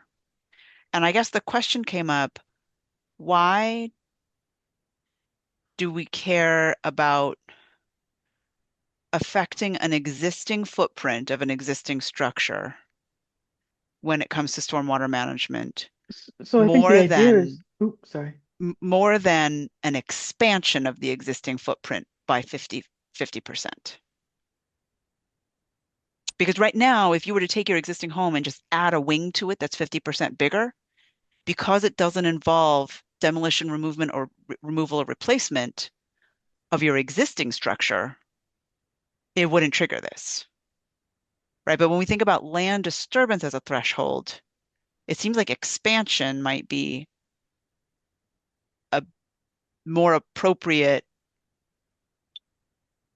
trigger for stormwater management, new impervious areas, new disturbed land and erosion control, things like that, rather than working within an existing footprint, if that makes sense. So the goal was that we would not impact people who wanted to put additions onto their house. And as long as it stayed under the threshold for whatever the permit was, whether it was no permit or minor. You're shaking your head. No, yeah, no, I'm talking about the term reconstruction No, I having get to right. involve demolishing Well, because we rather had to, than, so what we were trying to come up with was, is it new construction, which we say meets it, but yeah. at what point does demolishing and reconstructing a house become new construction? But I guess my question is, if they demolish and reconstruct within their existing footprint, even if it's 50 or 60% of the house, they have no new impervious surface because their roof is the same. And that's and that's certainly, and somebody could point that out and say that, but It seems like the addition to the house is the new space that's more concerning from a stormwater management perspective, not right, not the right. demolition, It's but if it would be like an expansion of the footprint. so again, we're looking at it from new construction. Is it so new construction automatically triggers something? Right. But what if you, like, for example, at 81 Prospect Street, they were going to work within the existing footprint and then they tore it all down. And at one point are we able to say, okay, that's new construction. So what if they left one wall? What if they left two walls? So I worked with Chris to come up with a, a definition of what might be reconstruction. Maybe it's removal of all of the house. Maybe it's even though there was something there before. So again, it was just trying to find a level of what would be considered new construction. It's not about, we're all about what's the addition is, but again, we were trying to we set up the threshold so that, if you met the 20,000 or the 10,000 square feet, you would trigger something, but we did not want to have homeowners who were putting additions on their house, um, have to go through an entire stormwater, but someone who's building a new house would already be in the process of having an engineer on board who could handle that, um, without a lot of fuss. So what if it was tied to like land disturbance in terms of like the foundation, as Again, opposed you don't even have to have reconstruction. You can just say that there's no such, it's new construction, or it's, if there's a house there, whatever. We're just trying to, again, find something that meant new construction.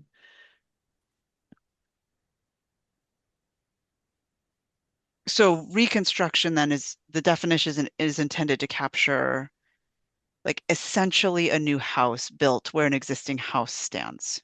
Right. It's not a remodel. Okay. But not a remodel. No, we weren't. This had nothing. This is.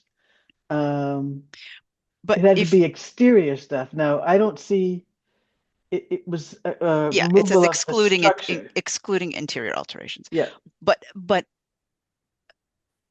if you're building it within the footprint of your house, of the house that was there, you haven't changed the impervious surface, right? Because the roof is, let's call it the same, even if it's a little So different. again, but we were looking to find a point at which it was reasonable to ask somebody to look at least infiltrating the roof runoff.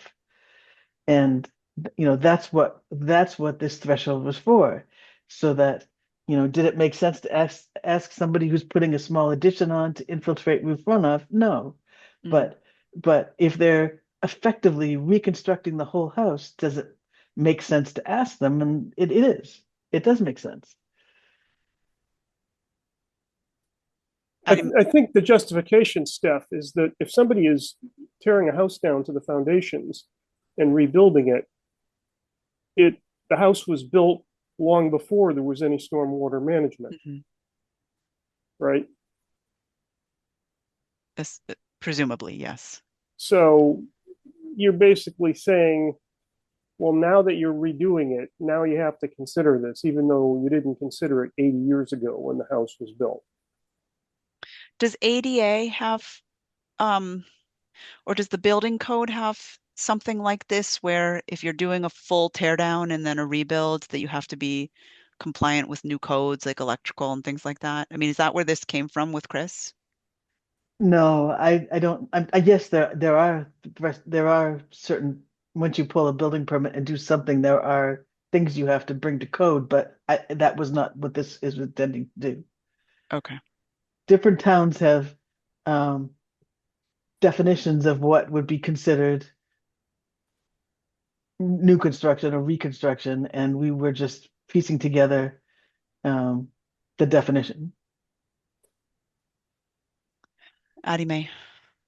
So I think, Joyce, you just answered the question, but just walk me through since I've not been part of a new construction house. But are you essentially saying that a new construction house in town would be asked to try and do some sort of stormwater management infiltration for roof runoff? So it would meet if it was a brand new house construction, it would be requested to do a major stormwater permit. Okay, and for a the single footprint family would be right. So for a single family dwelling, that might effectively just be roof infiltration or, dealing with the stormwater off the driveway, things like that. Well, but it says at a minimum, it has to meet the Yep. Massachusetts stormwater management Because standards. it's a major permit, so that's new construction or things that meet the other 1 Right, acre or greater. but wouldn't this new house have to like analyze peak runoff and to meet these requirements down here? So it's not just like And most of the volume.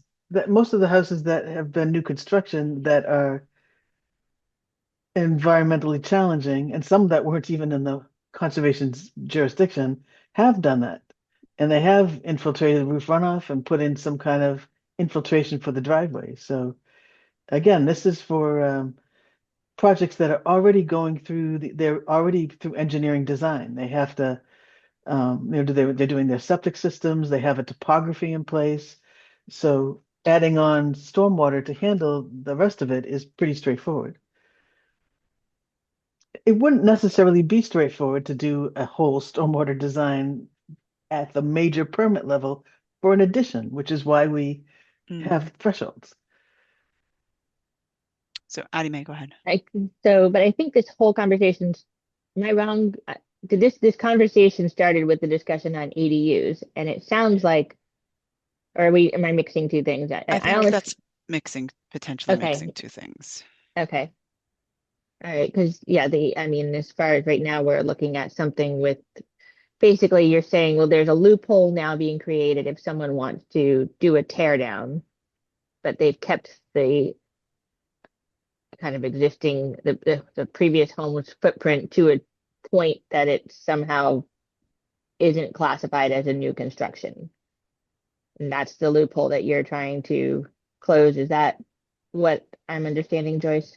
Well, I'm not trying to necessarily close loopholes or trying to catch things. The idea was, where does something become new construction? Because there's so many tear downs now.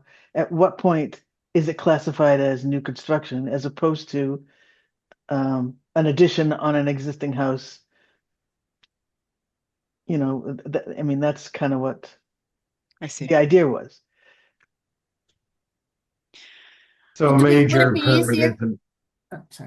A major permit isn't as onerous as it seems. Well, I think what Joyce is saying is it's not onerous if you have a civil engineer engaged for Right. your project, right? So if you're already doing a grading plan and, you know, Right. but like converting a barn to an ADU might not rise to that level, is what I'm hearing Sean say, right? That's the ADU discussion. And then the Yeah, but question, right. and then we were looking at this as, I don't know, maybe I just read it a little bit differently or something, but really reconstruction is a way to identify new construction in an existing footprint Right. or on an existing footprint, not maybe not within, but where you would be engineering And some things. right. And the intent wasn't to capture ADUs because Mm. they were accessory. Mhm. Would it be easier if we had a definition of new construction that said, building of a new standalone dwelling unit or, um, Mm. redoing more than 50% of your existing unit, and then saying that every new construction requires a major permit? Would that be clearer? I think that might be That might because, be, yeah. yeah, let me try that because we have to do it tonight. So, of a standalone dwelling unit, right? Right. Okay. So, let me just highlight this so we don't lose it. So, if we were up here to change this, oh, let me grab this language here of new construction of a standalone. Okay. So, if I this were just now noticed new also, construction, I just noticed that we use the term new construction capitalized in that, what you just flashed through, but we don't no, have a I put definition that for in just that. now. I Okay, put the caps okay, in just now. okay, okay. Um,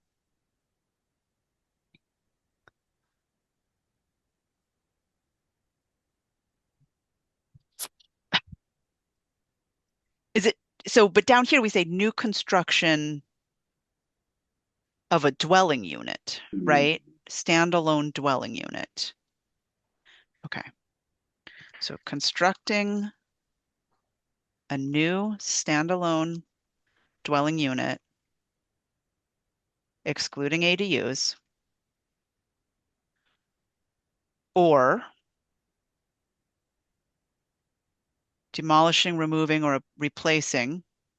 Maybe we do more than 50%. I mean, is 50%, if you leave 50% of the house there, is that still a rebuild? Like we're looking for when they So, really tear yeah. it down, right? So, I mean, that was a number that we picked. It could be any number. 60%, it could be whatever number one chooses. Or it could say greater than 50%. We need to say 50% or more to be consistent with how we've done every threshold in this document. That's often used when doing reconstruction with building permits. Jim could probably speak to that better, but 50%?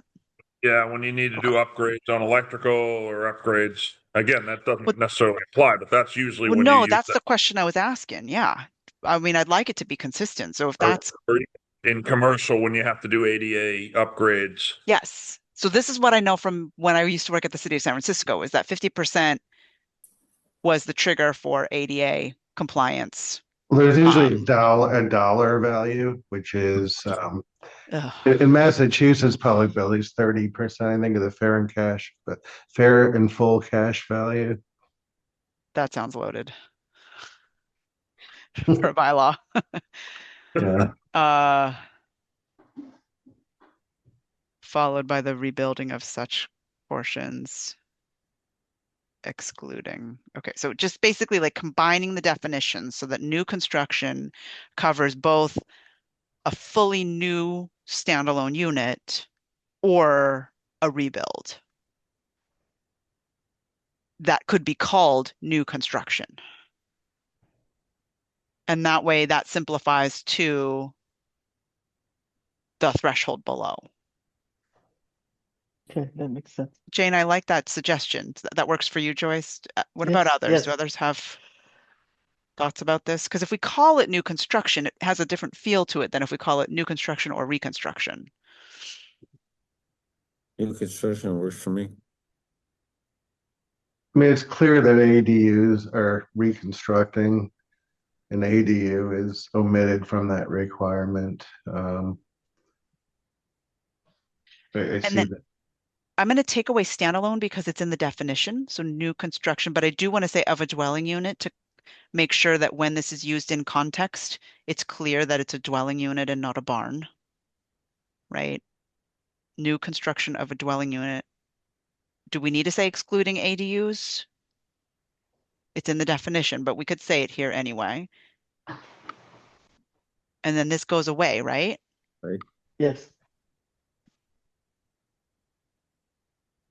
So this part is redundant with the definition, but I sort of feel like I'd like to leave it here just for clarity. I like that too, yeah. Okay. Let me just go up and ditch reconstruction. Okay. Now let's talk about ADUs. But before we talk about Yeah. ADUs, can I just ask, Yeah. are we, no one seems to be bothered by the fact that you could add a huge like horse, paddock or something that's just under an acre Mhm. and you wouldn't have to do this, but if you're building a new house, a new dwelling unit, then you do. And no one's concerned about that? Well, But it's new construction, not additions, new construction. But if you were building a new parking lot, barn, riding arena, and it was just under, And people will do that, for An sure. acre. Absolutely. Yeah. and I think, Jane, I think we're looking at it sort of from the opposite perspective, which is saying these are the square footages we're comfortable with for requiring stormwater management. But if you're building a home, we're going to pull that up into the category. And your big giant parking lot can't be more than 10,000 square feet. right. I think But I maybe guess to I'm having a hard time Or understanding the why. paddock. And depending if it's pervious or impervious. Why is it so significant that it's a home instead of a huge horse paddock? I mean, Well, the why, horse paddock what? lets the rain go through. It's not an impervious surface. Well, a barn. I mean, maybe I'm using the wrong terminology, but a All right. structure. Yeah, I mean, a riding arena is 20,000 square feet for a regulation indoor riding arena. Oh, Yeah, it's I 20,000 square feet. Okay. I think Jane and me might be hitting on the same thing. Possible. I mean, there's barns out there that are 20,000 square feet that are even bigger, and they may very well qualify for prime candidates for an ADU within the barn. I can think of several. There's no need. They're never going to touch the outside of it at all. They're probably going to fit within what's already there, to be honest with you. But So but that an ADU is limited to a certain square footage. So if you have a 20,000 square foot barn, it's a barn and an ADU. the ADU would only be a portion of it. Yeah. Yeah. Maybe it's a permitted apartment now. Maybe it's not. Maybe it's just space in the hayloft. I don't know. I'm just making stuff up. They're out there already. I think Right. Right. I think Jane's question is not about ADUs particularly. Yeah. Jane's Okay. question is about if a Reconstruction. house that has a 2,000 square foot roof area would trigger a major permit, then why wouldn't a barn with a 2,000 square foot roof area trigger a major permit? Right? Yeah, that's my question. If it If you were, built it or if you reconfigured it. New, right? Let's say new. if it was new, that's a good point. You should, because you still have the same issue with the water, right? Well, if it's new, we've defined square footages for land disturbance or impervious surface. So if it's bigger than those, that's the thresholds for the permits. The Well, question is, we've pulled new construction of a house into the major permit category, sort of. Right, but if it's the amount of water that's it's being hit onto an impervious surface, which is in this case is a roof, whether the roof is on top of a house or on top of a barn, does it really matter? It's still it's still an impervious surface with water running off of it that could puddle and pool and create the problems that we're trying to avoid. So these thresholds, the 20,000 and the 10,000 and the 1 acre, that's what those are about. And then the new construction of a dwelling unit, this doesn't have a square footage on it. So this was trying to capture an opportunity to manage stormwater where a big investment is already being made in engineering, right?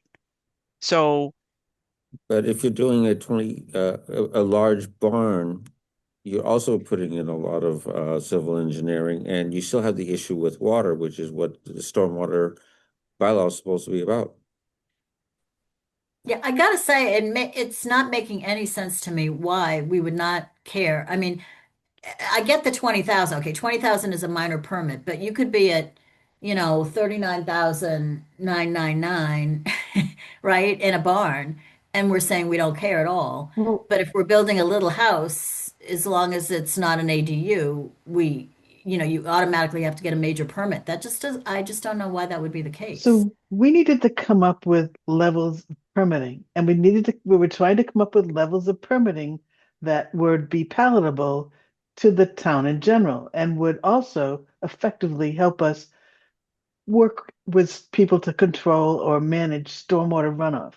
So we chose the thresholds that we did. Most towns have very small, 20,000 square feet might be a major permit. That's the threshold between a minor and a major is the 20,000, not an acre. So we were trying to keep it under. And then, the new construction again was an opportunity, but a barn is an accessory structure. So we were trying to keep, I don't disagree that, large barns would, it would be helpful to at least infiltrate the roof runoff, not necessarily have a full, um, uh, a major permit, but you have to pick your battles. I mean, at least I mean, I think what you've put together so far is going to help a lot. But how, you can't go after everything. You can go after everything. I don't know if it's going to be palatable to everyone. Let me ask you this question.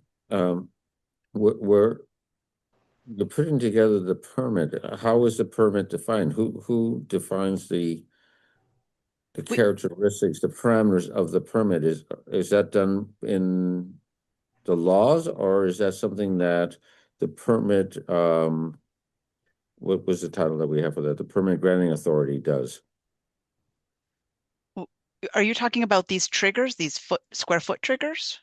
What I'm talking about is when you're looking at a major permit, it says management, you have to create obtain a permit from the granting authority, Yes. right? So is the granting authority the one that's giving the conditions on the permit? Yes.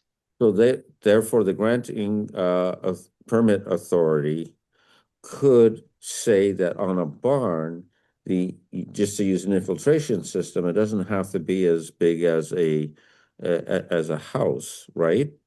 And they're the ones that are defining what the requirements are for that permit. But having to get another permit in town for an accessory structure is sort of the issue here, right? It's like, so my property has a house and a barn. They're not the same size. But my barn, it is I'll say an inferior structure, right? It doesn't have insulation, it doesn't have interior anything. It doesn't have gutters, it doesn't have downspouts, it doesn't have anything that would collect the water. And my house, on the other hand, is the opposite, right? So if I were to make a barn or an accessory structure, a shed, have to collect all the water from the No, what I'm impervious saying is, surfaces. that's not what I'm saying. What I'm saying is that the permit granting authority could say, oh, in that situation, because Yeah, your shed is I so don't think small that he does not, you don't have to do anything. I don't think we want everyone who's building a barn to have to get another permit, right? Like that's onerous. It's onerous for the landowners to have to come to a public hearing with the planning board to build an accessory structure, right? So I think that's where we're trying to pick our battles, right? If you're building a new house, there's lots of permits to be obtained. It's a process.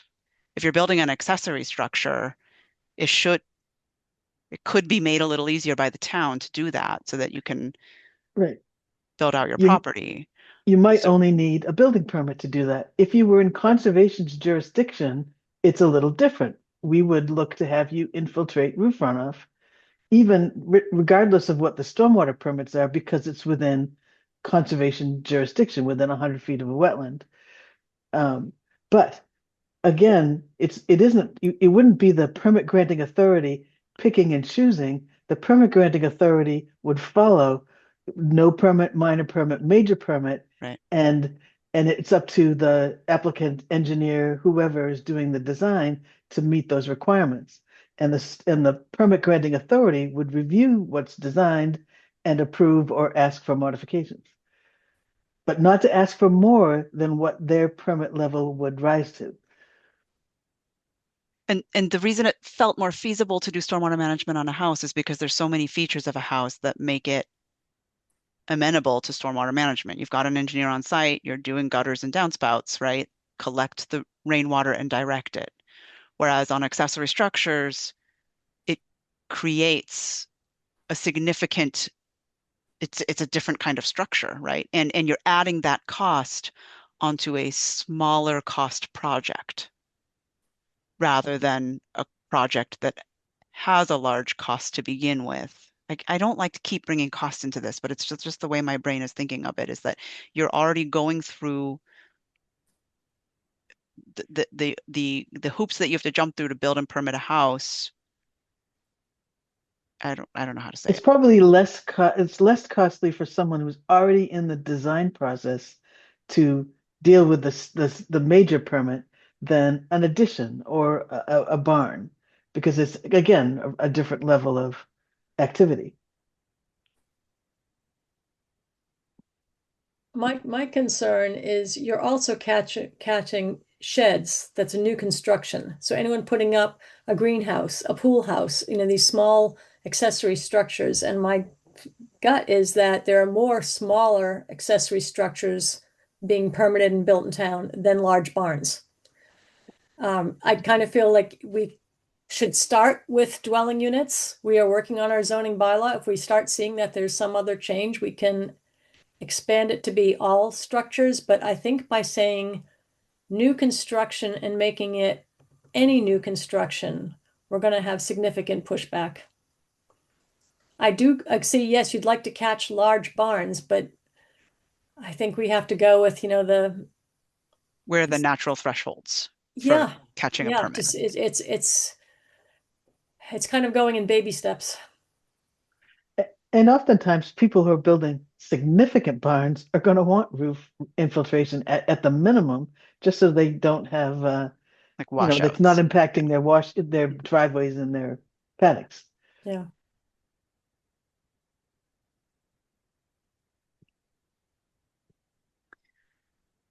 I guess is the suggestion from Jane and Frank to remove new construction of dwelling units from the stormwater bylaw? Is that what's on the table here? I think it's just the word dwelling.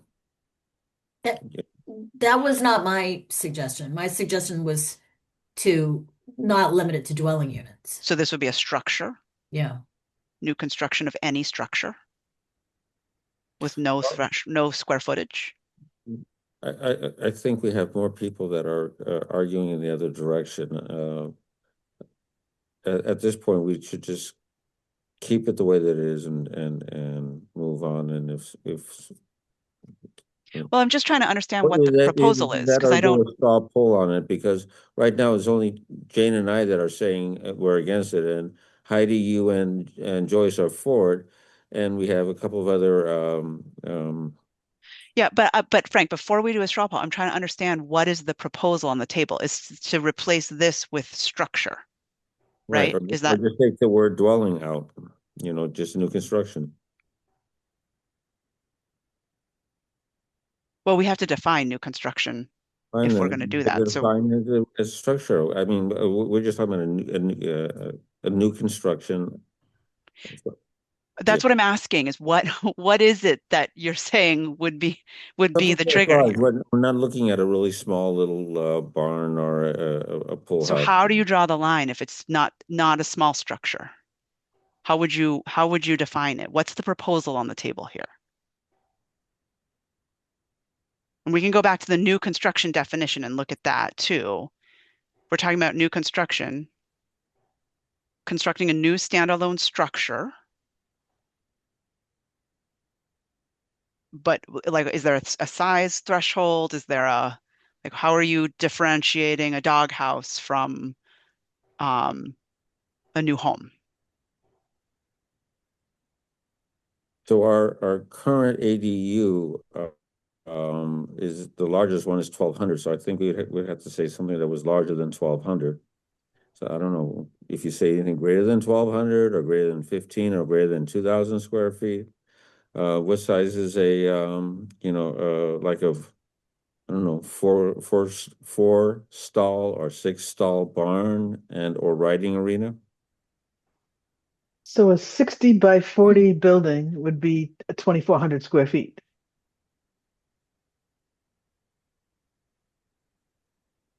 Just for,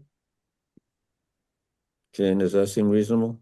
Well, the more we talk about this, the more I think, I mean, I hear your point, Heidi, that if we just said, any new construction, that could be a small shed, and we don't want someone to have to do a major permit for that. So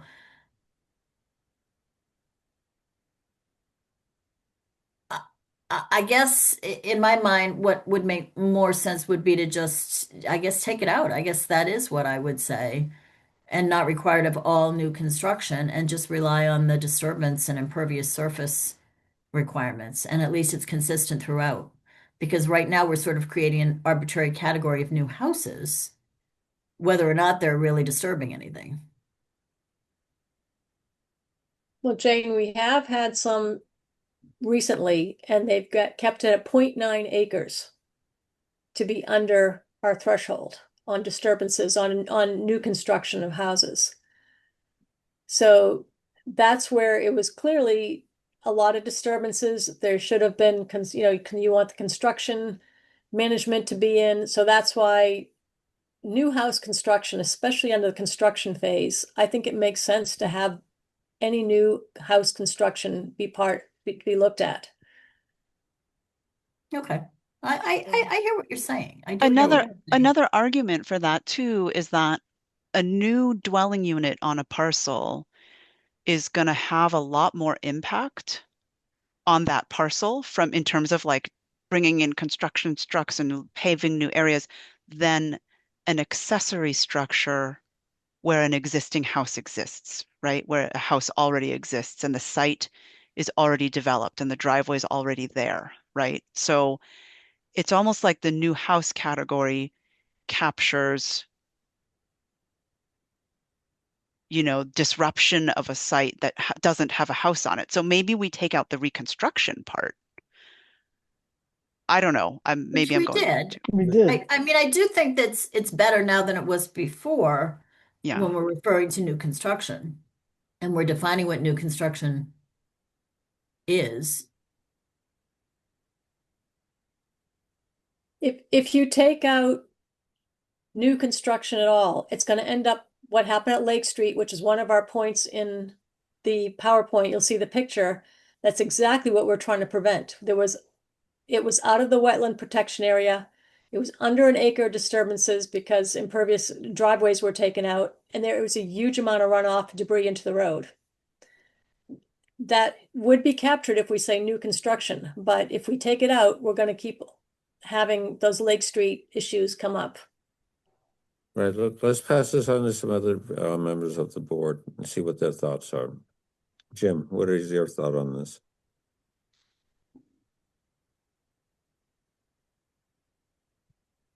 My initial concern again was that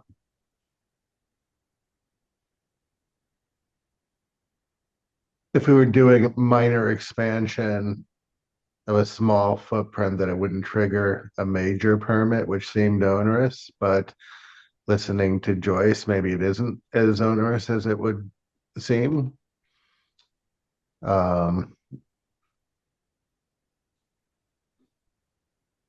I don't know. I think defining new construction to include structures is probably the right way to approach it. I mean, Jim, would it make you feel better if the reference to reconstruction in the new construction definition was more aggressive, not just 50%, but more? Or specifically, down to the foundation or, something that would not pick up just, sort of changing half of your house if your house is not particularly large. No, my initial concern was if you had I don't know, a 1,200 square foot house and you were adding another addition, or it's clear that ADU wouldn't be covered with this now. I think that was my initial concern, not realizing that at the time. But if you're adding a 1,200 square foot addition, that you would trigger a major permit. But I think you wouldn't under this definition. What this does is the new definition that we sort of crafted during this meeting is that it's a new house, right? Or a tear down, meaning you're taking your existing house you're and replacing 50% of what demolishing was it. That's not just an addition, right? If you're adding an addition and knocking out a wall, it doesn't trigger this. Yeah. So if you have a 1,200 square foot house and you're adding another 600 square feet to it to make it a more comfortable living, or even doubling the size of it, really, without scrapping what you already have, it's not considered new construction. That doesn't fit this definition. This definition is you're demolishing your existing house, at least half of your existing house, to build a new house, and that's why it's under the new construction definition. Yeah, I think I'm fine with that. And what are your thoughts on the dwelling versus non-dwelling? Like I said, I think structure would be appropriate to insert instead of dwelling unit. Yeah. So if you were, because I think within the definition of structure, you clarify what's a shed, as I recall, right? We don't have a definition of structure in here. I thought we did. Not in here, but in So are you saying not an accessory structure? Because we have like in the zoning bylaws, small accessory structures have different rules than, right? So there are some case specific delineations of sizes of buildings. Right, that's what I'm referring to, the zoning bylaw definition of structure. Because this is a general bylaw. This isn't in the zoning bylaws. So in the zoning bylaw, it's a structure if it's a shed or a fence or a driveway. It's a structure. But one of the things we played around with is when doing the reconstruction is it wouldn't apply to any building under we've picked a number like 1,000 square feet or 1,500 square feet. So to try so that we wouldn't be capturing garages and sheds. That's what I recall. But then when we changed it to dwelling unit, it wasn't necessary anymore because an accessory unit isn't a dwelling unit. An accessory structure, I mean. It'd either be an ADU if it were detached, or it's a new construction of a house, but it's not a barn or whatever. Right. Okay, so structure in the bylaws says a combination of materials other than a building. Yeah. constructed or placed in a fixed location on the ground or attached to anything having a fixed location on the ground. Includes tennis courts, paddle tennis courts, swimming pools. Does not include walls, fences 7 feet high or less, utility poles, patios, or driveways. Oh, 6 feet or less. I remember we changed that. So a structure is not a building. What is a building?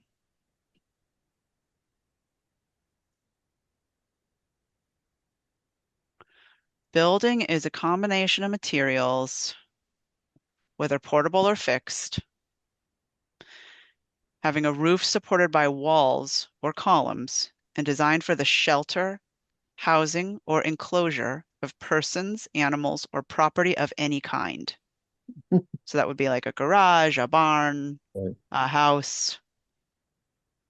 So the word wouldn't be structure, then it would be building, and then you'd have to specify the cutoff limit.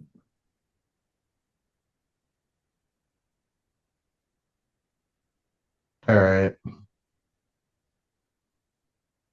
Because in Sherborn, it's either going to be a dwelling unit, a barn. Garage, a shed, property of any kind, Yeah. a doghouse. Hey, that's where I live, you know, move over, little dog, big old dogs moving in.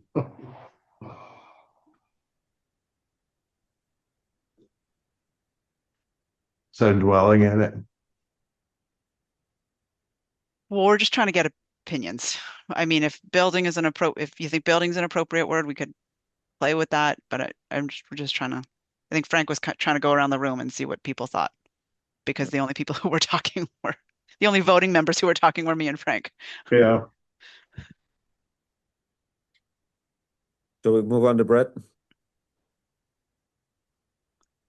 Sure. So I actually think that it is appropriate to call out dwelling units. I mean, I guess if there were a lot of commercial buildings going up, you would want to maybe capture that too. And I guess Interesting.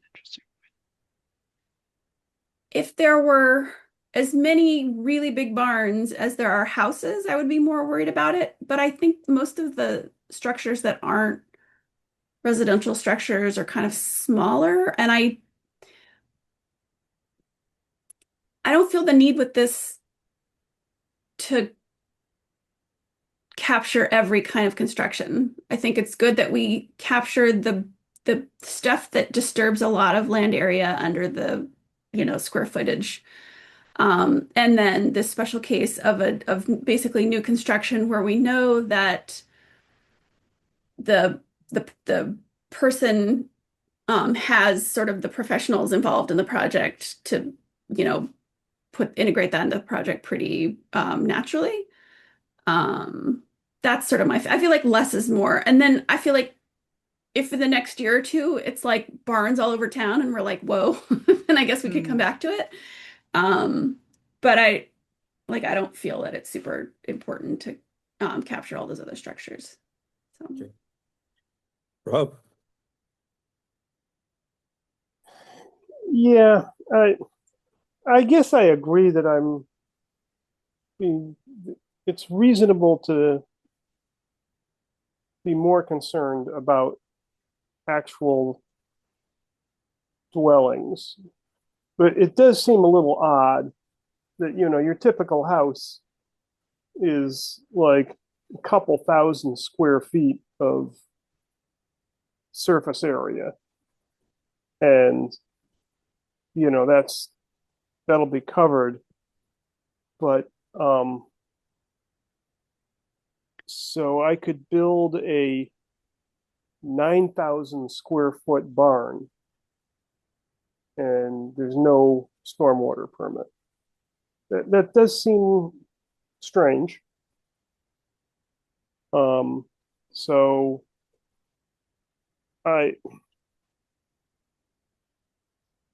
I could go either way on that. I mean, I'm fine with it as it is, but if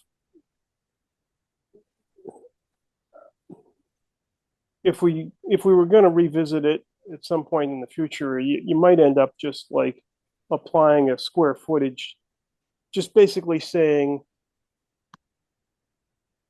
a building over so many square feet of perimeter area. You know, I don't care about the square footage inside the building. I care about its footprint.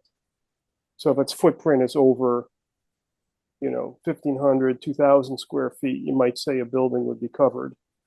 But I don't think we should do that without more thinking and discussion of it. So I think if we're going to vote this tonight, I'd prefer to just kind of leave it as dwelling unit.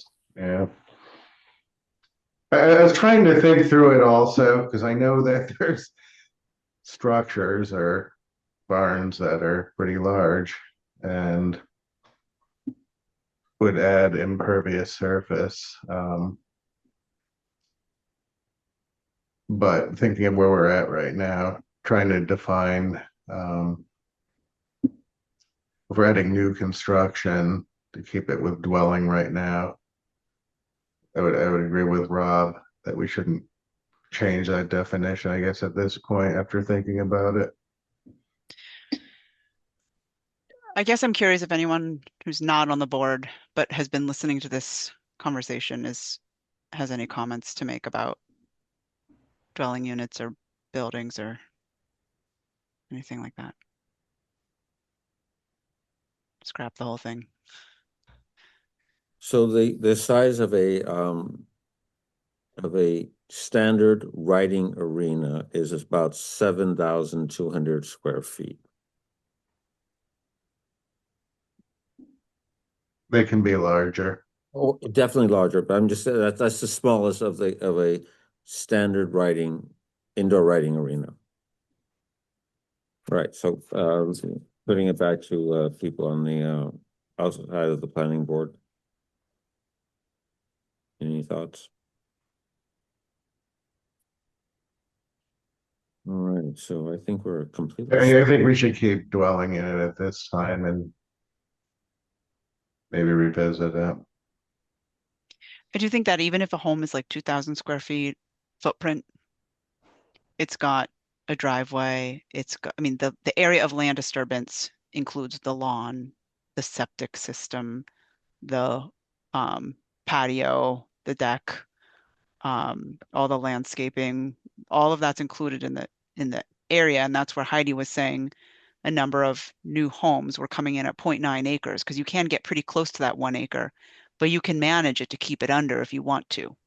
So that's where the dwelling unit comes with a lot of other things that maybe a barn doesn't, right? You've already got the dwelling unit and the lawn. So if you're building a barn, maybe it's just the barn footprint and maybe a walkway to it or a driveway to it, right? So it inflates differently. The square footage of the footprint has less associated with it too. The other thing is duration. Homes are under construction for a super long time. Can I say it this way, as what I think I'm hearing? That is, I think we're going to want to leave it with the dwelling unit for right now. And I think that the argument that was made by Brett that right now there's probably less big barns going in that would have a major issue right now. And so I think Jim is saying that because of that argument, and I kind of agree with that as well, that we're taking the baby steps, which is what Joyce is saying, picking your battles. And that's what Heidi's saying, picking your battles. And, I appreciate you, Steph, trying to accommodate everybody, but I think I think I'm hearing that we've landed on keeping it as dwelling unit and moving on. Okay. Is the 50% the right percent? Are we happy with that? I'm okay with that. Yeah. Yeah, I like that that's consistent with kind of builders' expectations for other things. So okay, is excluding ADUs the right language to have here? Yes. Okay. Because I think Steph, you made a really good argument about that with, try and make it less onerous to put in an ADU. And that's the whole idea for the ADUs. Okay, so then this language is okay too. It's a little redundant, but new construction of a dwelling unit excluding ADUs.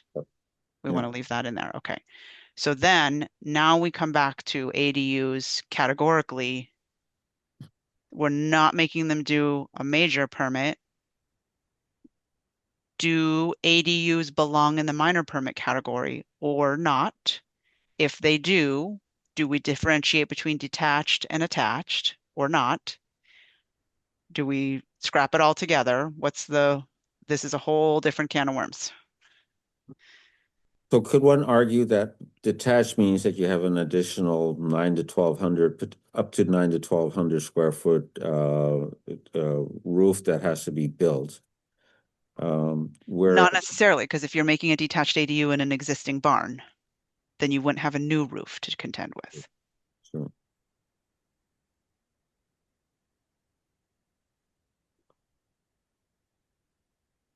and we don't want to make a condition that says a newly detached or a new built ADU. New construction ADU.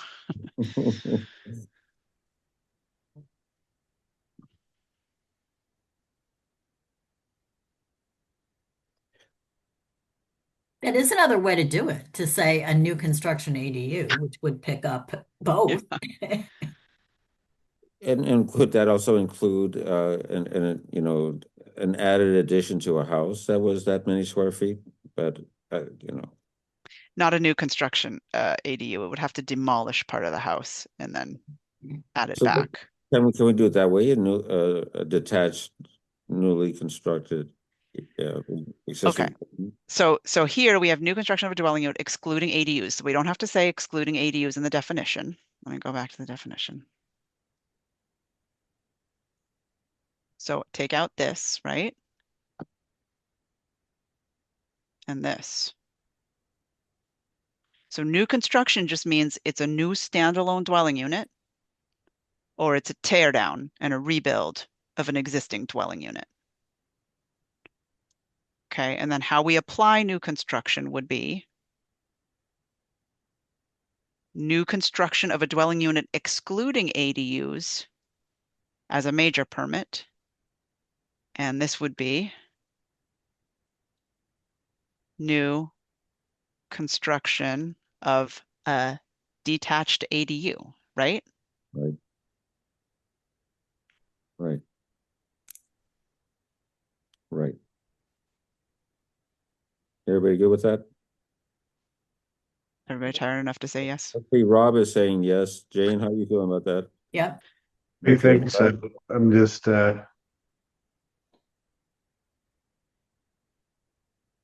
So an attached ADU by itself falls into the no permit category unless it triggers 20,000, 10,000, 1 Okay. acre, 20,000. Right. I'm fine with that. Brett?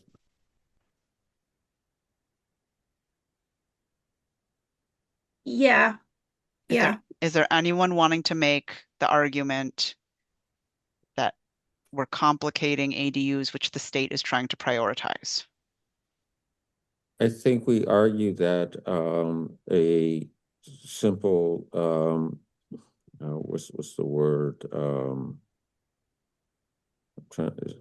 A stormwater infiltration system isn't that complicated, and it's yet there's already somebody that's going to have to build a detached thing, so it shouldn't be that onerous. I mean, I was looking on Amazon, and they sell dry wells in there, and so it's just a little bit of, you just got to dig some the holes, so if you get a backhoe back there, you're good to go. It's not so hard, but Is it really that simple? I mean, I guess that's what we need to, or maybe what I need to understand is what's the difference between what's involved with obtaining a major permit versus a minor permit. I have The minor a question for Heidi, or maybe one of the rest of you know, if people in town who are building these sort of standalone units, are they kind of buying like a Blue Home or one of the sort of modular, smaller modulars that are meant for this and kind of putting it on the site? Meaning that they probably have less sort of like engineering going into it. I mean, I know the people who do those, they provide site services and stuff, but they might not be really set up to do whatever's involved in the minor permit versus if you have a contractor who's, building it from the ground up, maybe they're more able to provide the stormwater management. That might be, but we are still trying to wade through getting people to even apply to do these. Yeah, so Nora Lynch Smith is one of the ones that's been looking in, and she's on the call. Nora, if you're willing to weigh in. She said she's been working on it for over a year. I'm happy to weigh in. I really don't have much to comment other than I've been working on it for over a year with 2 deep hole testing and just getting through the septic and Board of Health. And that's all I'm going to say. Thank you. Yeah, it's not really as much of a planning board hurdle here as it is Board of Health hurdle in this town. sure.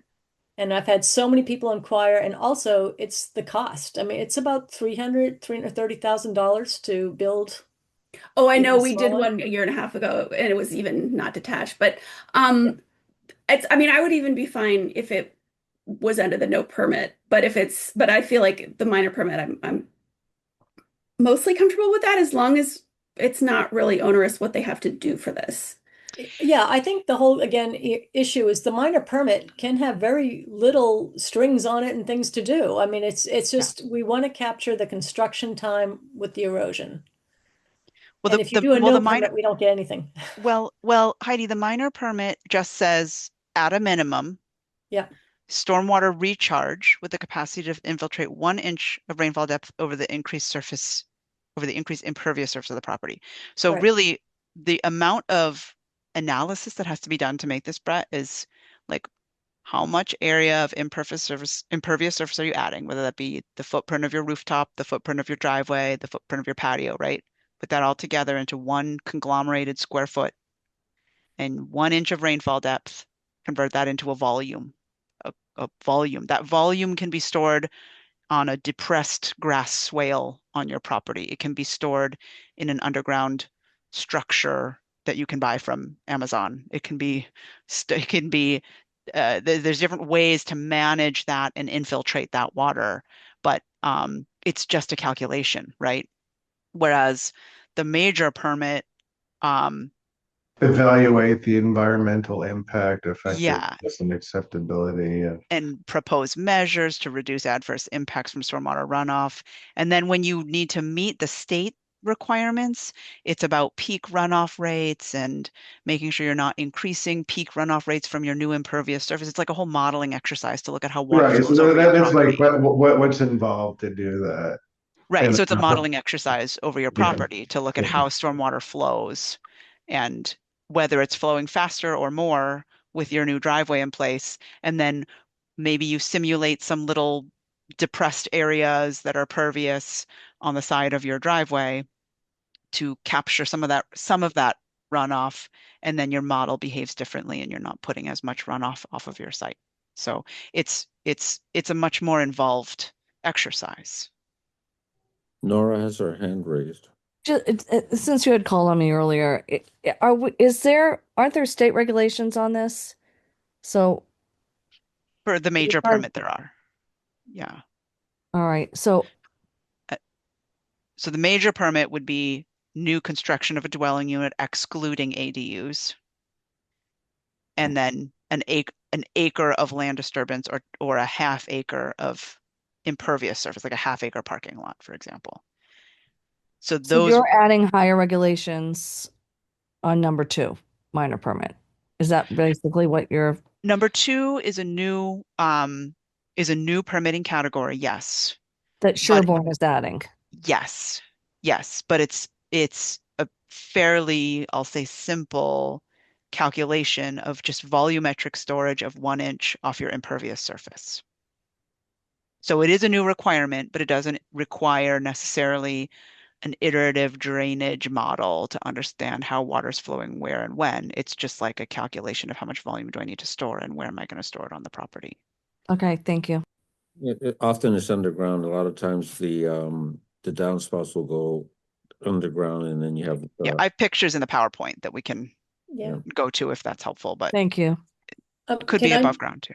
can we Go just ahead. make sure one qualifying statement when we're saying excluding ADUs? If it's anything in the wetland zone or anything under wetland protection area, they're not excluded and nothing is excluded. No, So that's understood. I just want to make Well, sure. no, it's not understood though, is it? So No. should we say or Well, what is it? projects within Concom jurisdiction, or how does that work? I What do don't we think say? you should, I don't think you should confuse the stormwater bylaw and the wetland bylaw Oh, because because that's a set. Okay. it's just they're just two separate things. Yeah. So But if we say no permit, if we say, oh, we're just saying no stormwater and land disturbance Stormwater management. permit, Okay, yeah. got it. right. Okay, Okay. So it might not need a stormwater permit, but it will need an okay, order. Maybe it needs some kind of a conservation permit. okay. Right. So, okay. makes So you'd sense. still be doing erosion control or some other things that would be like the stormwater, but it won't be a stormwater permit Exactly. term. Exactly. Okay.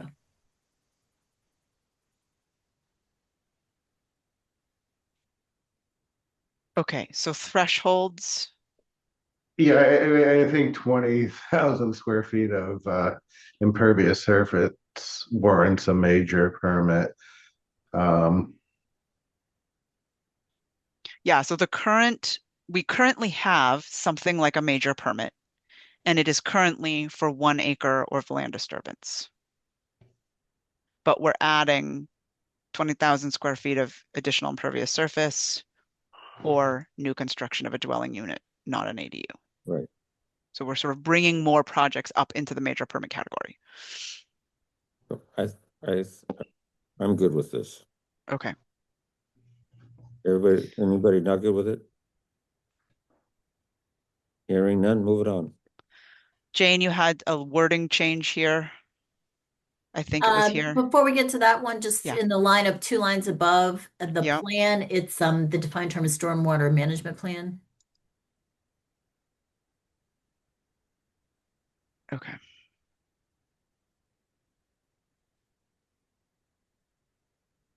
Uh-huh. And then yeah.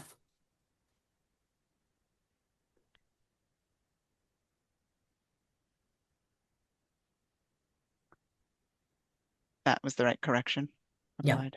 Okay. Okay. I think this might be where I stopped reading your comments in the email. I just didn't get to them. So,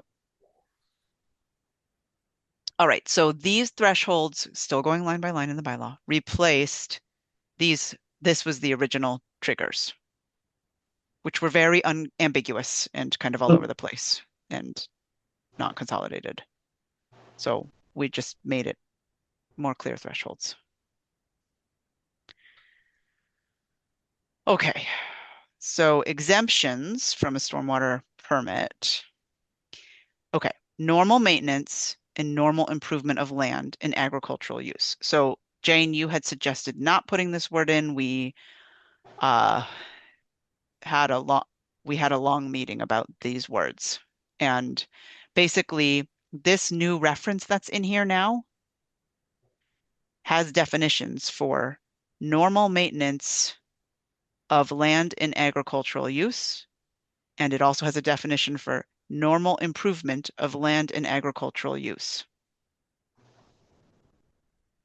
Okay, I mean, my only reason for making that comment is that that second normal was not in the language that we had gotten Okay, I think it's okay. from I council. think it's okay. I think it's a clarification word that doesn't hurt anything Okay. because it ties directly then to the definition in this reference that we added. Okay.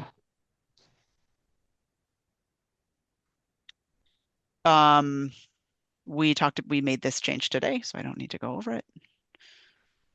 Okay, we took out the driveway exemption from this. We clarified the word facility to feature and clarified that this emergency situation would be necessary to address the emergency and they're temporarily exempt, but following the emergency, as soon as practicable, application for a permit shall be submitted for any activities that would otherwise trigger a permit requirement if not performed on an emergency basis. Thank you, Jane. We took out appurtenant residential uses from the exemptions where we took out driveways, right? These are all land disturbance. So if we didn't, where you were building some small appurtenant items, like I'm going to make a patio or I'm going to make a flower garden, right? Like it won't trigger the thresholds on any scale. So if that's all you're doing, it already doesn't require a permit. But it should not be removed from the land disturbance, the area calculating land disturbance as a general exemption. I think that was the thinking here. Septic systems. The only reservation here was we had some discussion here around Title V and the cumbersome nature of septic systems in Sherborn, but I think decided that for the most part we won't have a disturbance of half an acre of for just a septic system. There's some, anyway, I'm just going to leave it at that.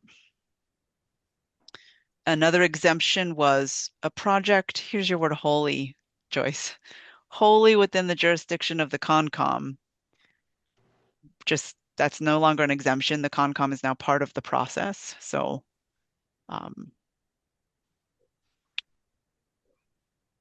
all right, so this is permit granting authority terminology. Administer and implements permits pertaining to this bylaw. PGA, right. The PGA is the planning board for stormwater and it is public works for discharges. So that's in this new definition. Planning board maintains the rules and regs. Just the bylaw name, clarification of this handbook. This is just clarification terms, defined terms. Permits issued to the town. These are all just terminology.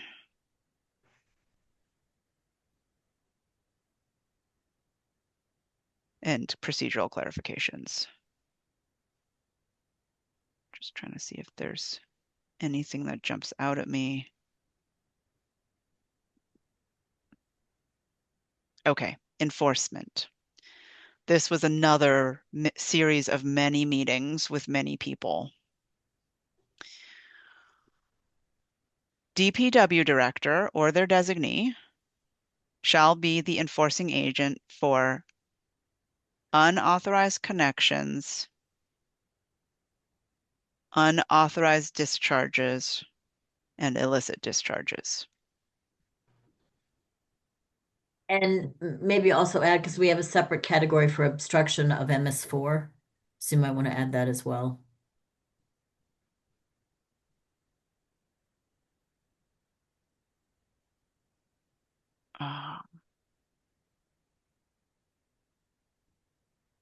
Oops.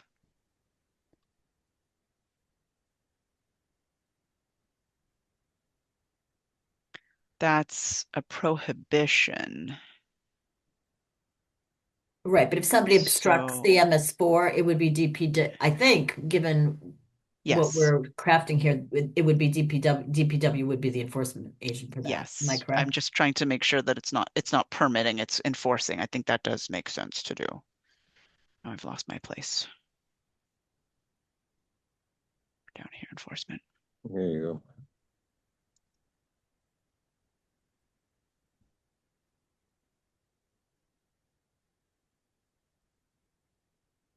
Is that the right language? Yeah, I just think little o on obstruction. Yep. The enforcing agent for all other aspects is the planning board or their designee. Now this, planning board members, we are not going to be issuing violations, citations for violations, right?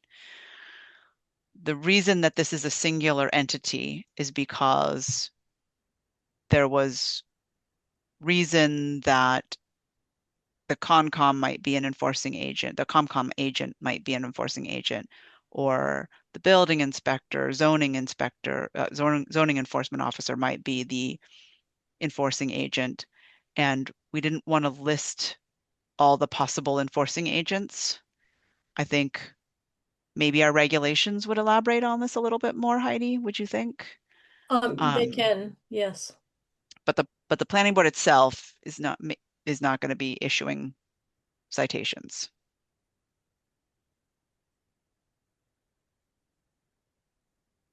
I really struggled with the enforcing agent stuff. So if anyone else wants to lead this part of the discussion, I'm totally game for that. You're doing great. I think Heidi should be. When the appropriate enforcing agent, whoever that may be, then that appropriate enforcing agent shall issue a written notice of violation. Then we added in a bunch of like further enforcement language. A violator, the enforcing agent can order compliance by written notice to the violator and or property owner. Specifying the nature of the violation, a description of the actions needed to resolve it, come into compliance, the deadline, and then a statement that if the violator fails to come into compliance, the town may do work to resolve it.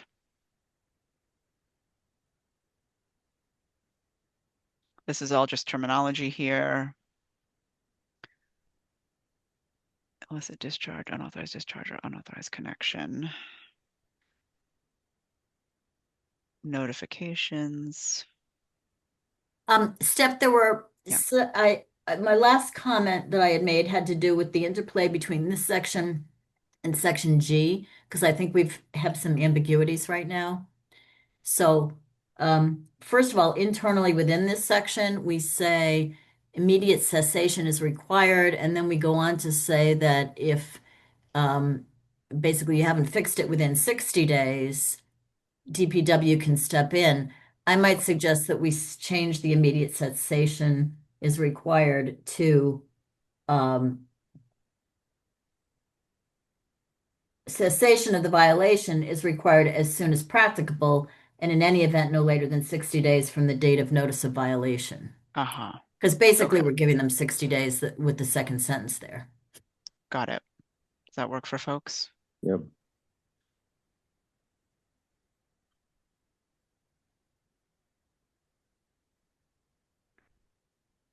So just replace this sentence. Yeah. Do we need to say unauthorized connection shall be immediately disconnected? No, that's well, cessation in G, of the violation. we kind of deal with emergencies in G. So okay. All right. So I'm going to put this sentence back the way it was, and I'm going to strike it through. And then I'm going to take your sentence and put it in and make it bold and red. Add a space, delete the comment.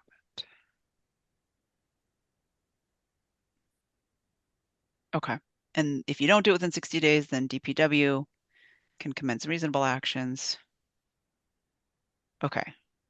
So then in the last sentence, I think we want to remove in the case of an illicit discharge, because I think the sentence is true with respect to all types of problems, not just illicit discharges. Where's that in the case of? One below, yeah, right there.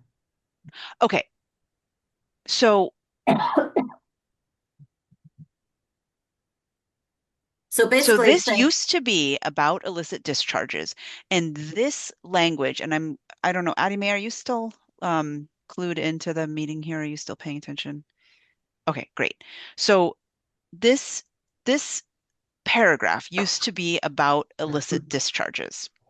And so we kept a lot of this stuff that was at the end of it and said in the case of an illicit discharge, because I think that this language about DPW establishing an expeditious schedule for its elimination, reporting the dates in the annual MS4 reports to EPA may only apply to MS4 illicit discharges. That may well be true, but I think it is true in all cases that if we have a situation where somebody hasn't fixed something in 60 days, DPW can then step in and Yeah. they will also make sure there's a plan for a permanent fix, right? In all cases. It's just that they'd only do the reporting if it's an illicit discharge. Okay, so maybe we move this phrase to here. And in the case of an illicit discharge, report the dates. How's that? Well, it already said where applicable, so I'm not even sure you need to say that because if he only has, if DPW only has to report on illicit Where discharges, applicable. I think that's okay. You even need to state that? I mean, that's something that DPW does. Well, we're not, You might have to it keep was it in here there. already. It was here Yeah. already. Yeah. Okay. We don't And- have to state it, and in fact, it's stating an obligation of DPW that while it may be a real obligation, we don't necessarily need to talk about it in our bylaw. Right. So, I mean, Addie Mae, you're muted Yes. if you're trying to talk to us. Yeah, I don't know. I'm torn because it's so often if it's not spelled out, I guess it would be spelled out in the MS4 permit. But this is the only place that we have, I guess it would be in regulations. I guess if it's not spelled out here, I'm not sure where else it gets spelled out to kind of support the enforcement action. I'm just leery about taking anything else other than this is already what's been approved by the EPA and the AECom consultant that looked at this. If we Yeah. take it out, we don't have their approval. So if it's not doing any harm, which it's a redundant statement in some ways and seems obvious, but I don't think it's doing any harm to keep it in. Yeah, that makes sense, Heidi. My only other suggestion there would be to say DPW will then establish an expeditious schedule for its permanent elimination. Because we've been talking about the temporary fixes that DPW is doing. Yeah, yeah.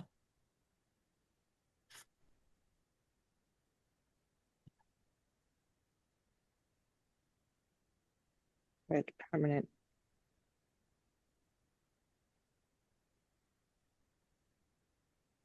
Yeah, that seems wise. And then I Okay. guess this is just a question, do we want to say DPW in these two places or do we want to say the enforcing agent? The enforcing agent would be DPW, so I think you end up in the same place. I just don't know. DPW reports to the MS4 and takes care of MS4, so I would leave DPW on this Okay. one. Okay. And also your prior argument that this was a sanctioned language, so let's not Yeah. mess with it as Yeah. much. Yeah. Yeah. Okay. Moving on. All right. Penalties. We talked at one point about moving the penalties to the regulations, but we are not allowed to do that. So we have to leave them in the bylaw. This is really just clarification language. Nothing. Doesn't seem like a very stringent penalty. Maximum, that's the maximum we can levy for. Someone said something. Someone said that 300 is the upper limit.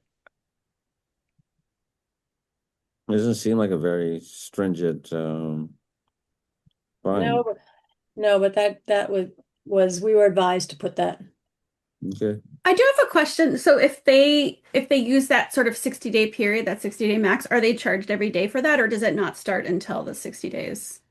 No, it would be violating the chapter. So the 60 days is allowed within the chapter. But they're paid. Okay. Yeah, so oh, I see what you're saying. See what like There is a violation. So the violation starts at the day of the violation, or do they get the 60-day grace period before they have to start paying penalties? That's what you're asking. Yeah.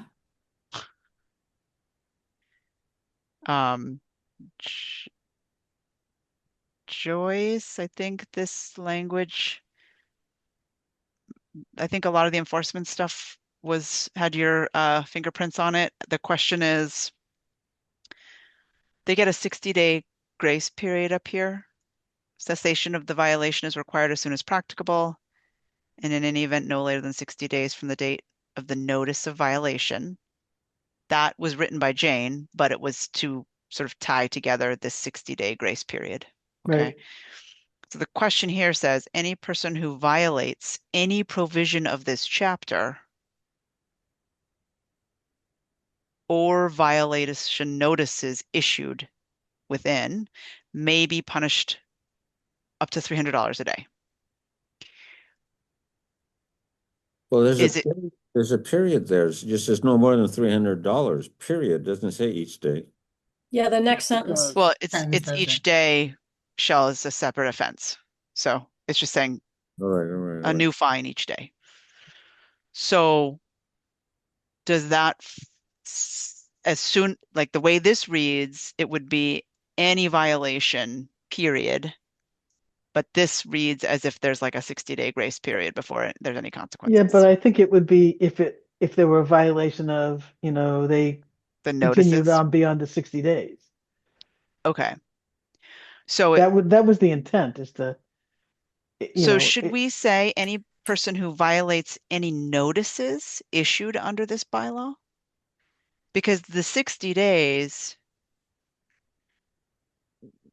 okay, yeah, right? You submit a notice of violation that says fix it within 60 days. yeah. So if you violate that notice, that means you've gone over the 60-day period. Well, Maybe. I don't think the notice would say fix it within 60 days. The notice would say cease and desist immediately, or, Yeah. do whatever. The question is just that what we're saying, I mean, maybe we want to change the prior paragraph, but what we said was, we're going to tell you to fix it. If you haven't fixed it in 60 days, we have the right to step in. Yeah, that's right. The 60 days isn't a grace period at all. It's the period No. Right. that you get to fix it before the town steps in and fixes it for you and charges you whatever. So the violation could be on day one, but Yeah. Yeah. The violation is even before you get the notice, maybe. Yeah. If you connect Okay. up a pipe to the sewer system, you're in violation. So we'll leave it as is. I mean, the reality is that no one's going to levy. It's unlikely that the town would punish with a fine of $300 until a person is really demonstrating complete lack of willingness to cooperate. Right. Just practically speaking, it seems unlikely, but they won't be pushing it on day one. But they can, is what our bylaw says.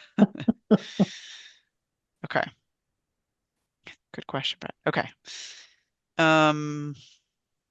Really no changes here.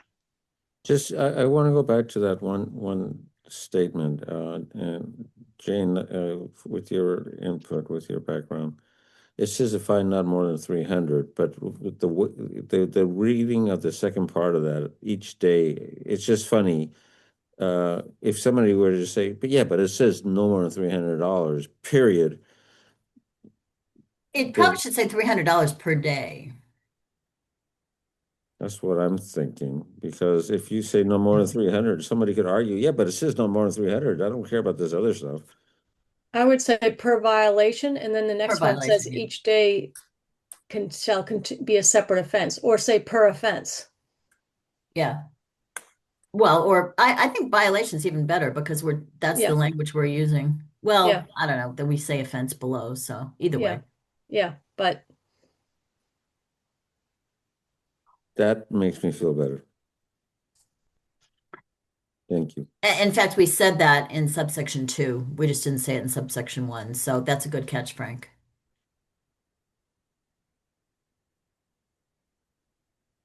Oh yeah, we said per violation right here. Okay. Almost there, guys. This is like, look how far down our scroll bar is. And then in G, I Yeah. think we need to add illicit discharge is the term, not illicit connection. And then I think we need to add unauthorized discharges and unauthorized connections. Ah. Yep.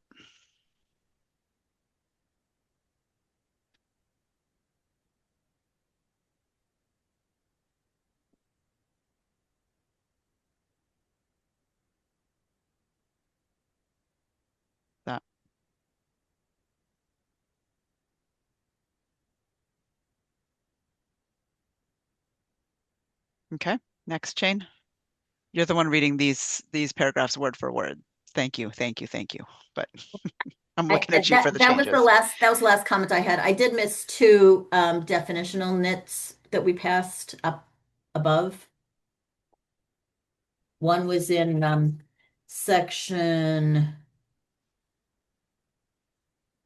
200-5, subsection G.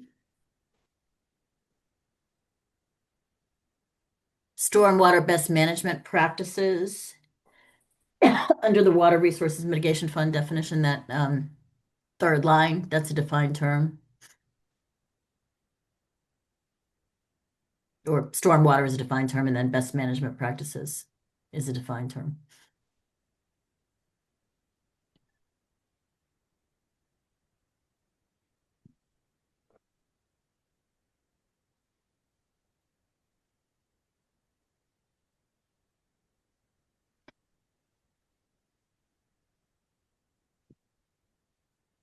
Okay, what's your next one? And then in 200-6, Oh, wait, C2. do we need to do this one? I just saw this. No, right? Just generic. I don't think we need to do that one, right? Well, you say recharging stormwater Yeah, with the capital yeah, S, so I I would. would. Mm. Okay. I'll love it. All right, and the next one's where? Sorry. 200-6, C2. Erosion and sedimentation are defined.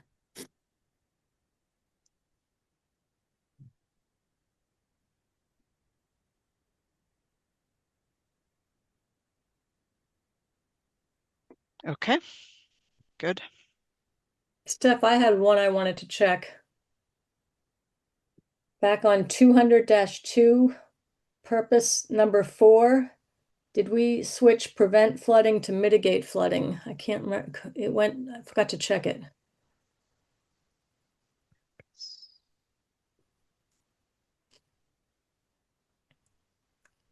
No, it's at number 4. We're still saying prevent flooding. We want to say mitigate flooding. Where, number 4? Second to last sentence at the end. Very last, there you go.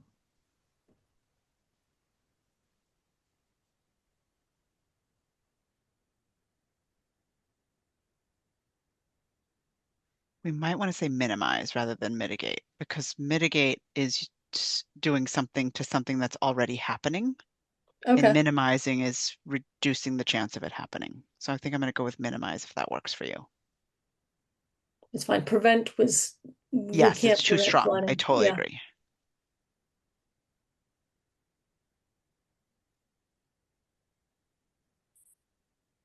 Okay.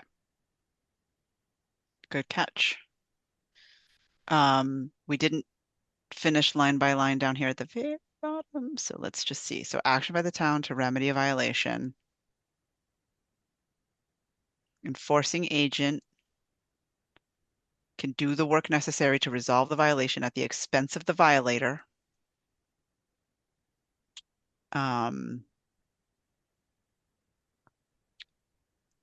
Recovery of costs. If the enforcing agent undertakes the work to correct the violation, the enforcing agent shall notify the violator in writing of the costs incurred and including administrative costs. And then the violator shall pay the town those costs within 30 days of that notice. This is all just adding teeth to the bylaw, right?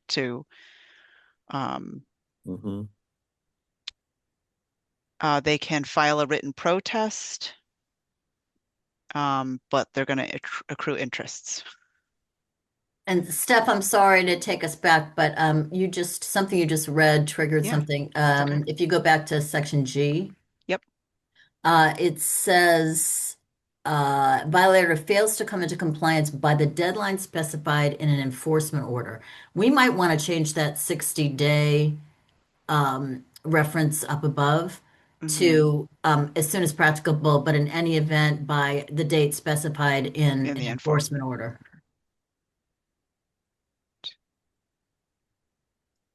No by later than the date specified later than date specified.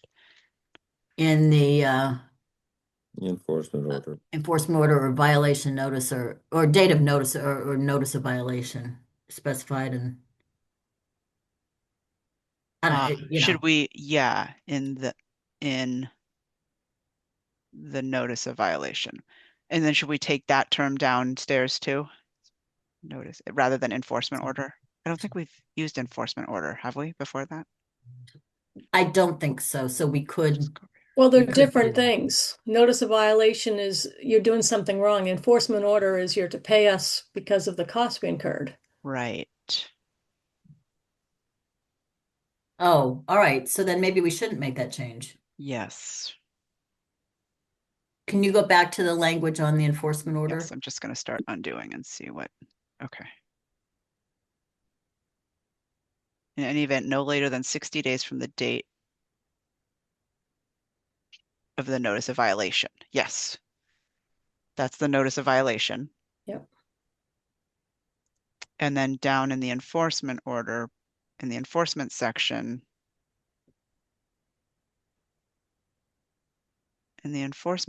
where do we say we're issuing an enforcement order?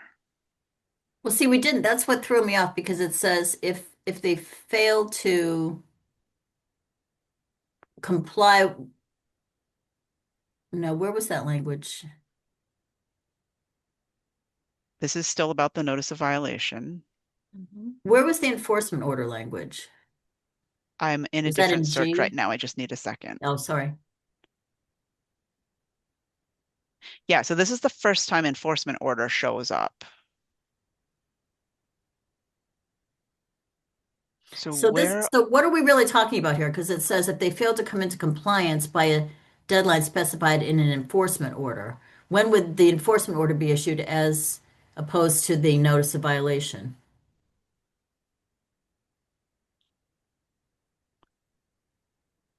maybe this is a little bit of a question for Joyce. So Joyce, this is the first time we're talking about an enforcement order. And we're wondering if that is different from a notice of violation that the enforcement agent issues. Up here,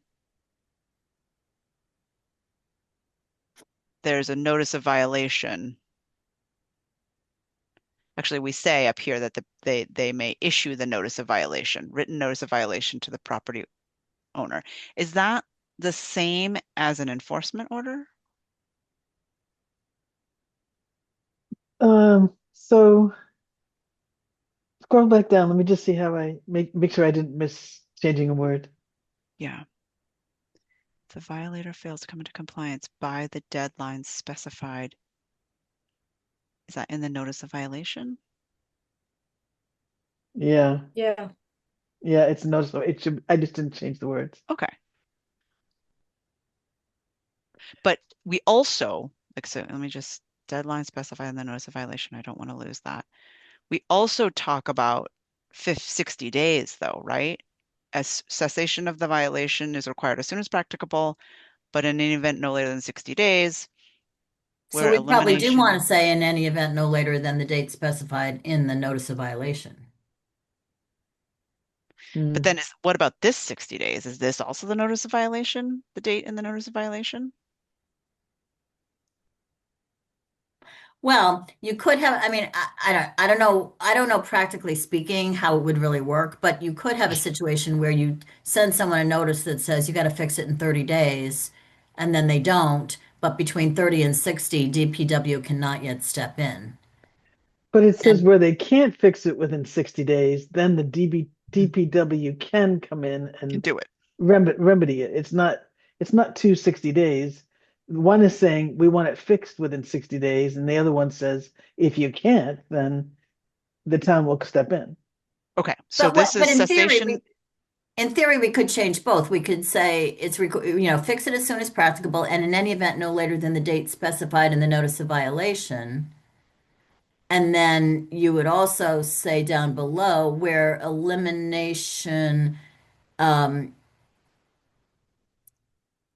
Within 60 days. I wouldn't say 60 days. You'd say by the date specified in the notice of violation is not possible.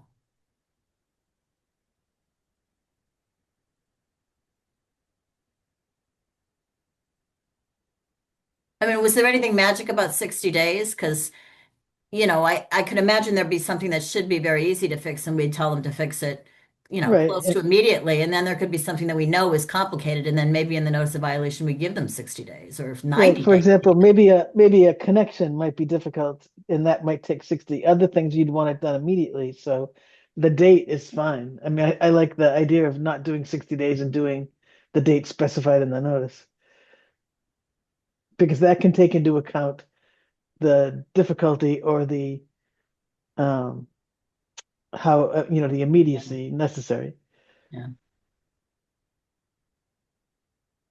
So that would say is not. Yeah, I'm sorry. I'm having an issue here because I think there was missing language of what the original bylaw was. So before we get away from that, let me just look really quick at 200 general 200. I just need to see what was supposed to be there because it's missing in my formatting. And this is under enforcement.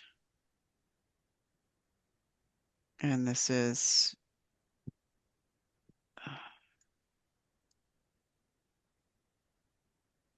where, okay, upon identification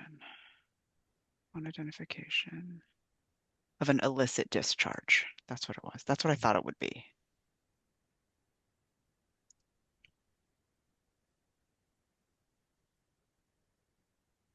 But it's not capitalized. I have to strike it through. Okay. Okay. And then we're striking through this. Within 60 days of its identification. We're striking through that and adding by the date specified in the notice of violation, right? Yep.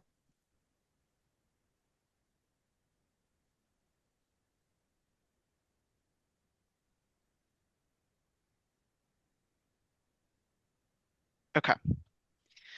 Then we come down here and it's a little redundant, but that's okay.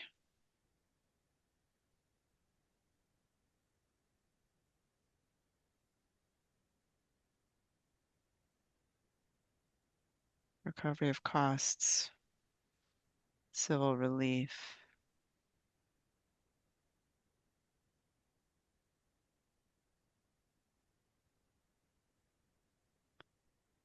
Town its agents or officers may enter privately owned property for the purpose of performing their duties under this bylaw. Okay.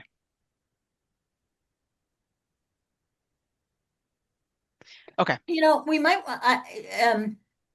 want to take out or if authorized by the owner or other party in control of the property and just say to the extent permitted by law, because even consent and authorization would be subject to law. Yes, I was gonna mention that was an issue. So delete that. Yeah. Yeah.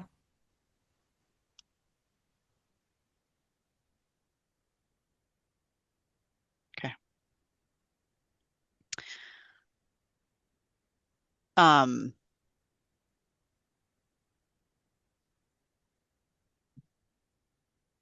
Are we ready to vote? It looks like Does anyone have any other questions or Is anyone discussion still awake? topics? I hate to say this, but I do have one, and that was the issue of if they want to appeal, who do they appeal to? And it seemed like it was back to the planning board, and I don't think I don't think it was back to the planning, but let me just double check. It's been a while. it may have been Superior appeal? Court, wasn't it? at one point I saw that in one of the editions, but you guys may have fixed it already. Yeah, it's Superior Court. And it's actually not changed. this Okay. language is not changed. And we did confirm that that is the appropriate language. Mhm. Right, Jane? Yeah. My memory is just, okay.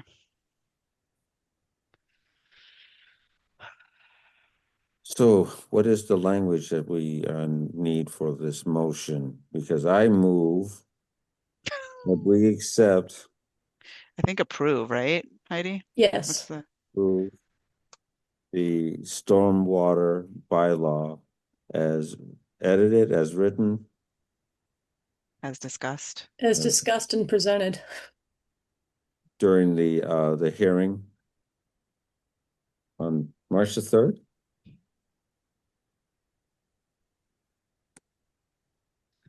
Second. Moved and seconded. All Oh, those in didn't we need to favor, say something say about no. administrative?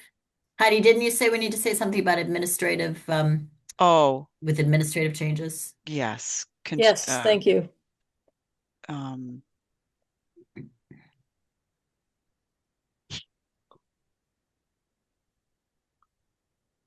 As discussed and presented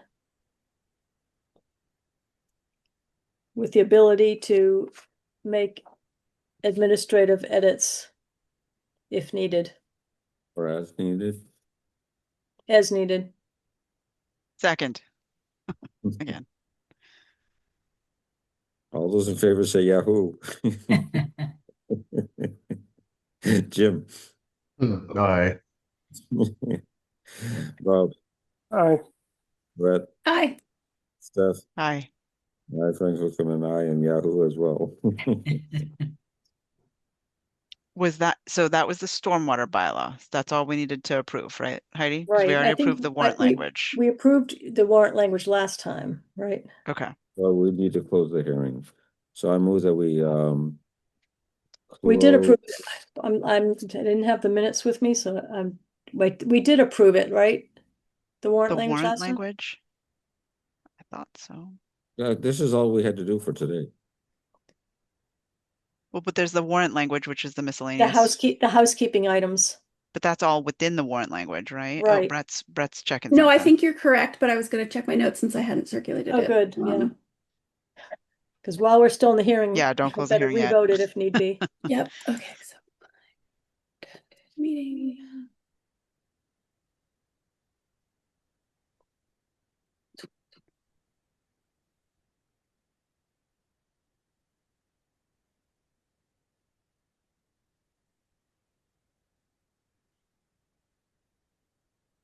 Every Wednesday morning, I have an 8 a.m. work meeting.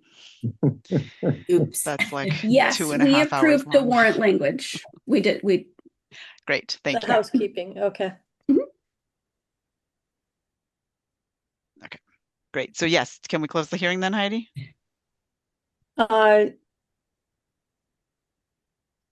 Yes, I move that we close the continuation of the hearing on the addition and amendment to the Sherborn General Bylaws, Chapter 200, Stormwater Management, and Sherborn Zoning Bylaw 243.2, Scheduled Uses, 243.2, Table of Uses, and 243.3, Living Accommodation in Non-Residential Buildings. Do I have a second? Second. It's been moved and seconded. All those in favor, Brett, Aye. Rob, Aye. Jim, Aye. Steph, Aye. and I, Frank Kim, and I as well. Woohoo, wonderful, great. okay, so we closed at 10:15. I just want to get the time down Yep. for that hearing. On March the 3rd. And now we have Milbourne Farm screening plan. Did we want to discuss the PowerPoint tonight, Steph, or you want to just put that off to the next meeting? I think it would be pretty quick, and I think everybody's in the brain for it, I know, that's the only thing I thought even is, though it's late. yeah. What do folks think? I can. Sure, go ahead. Okay.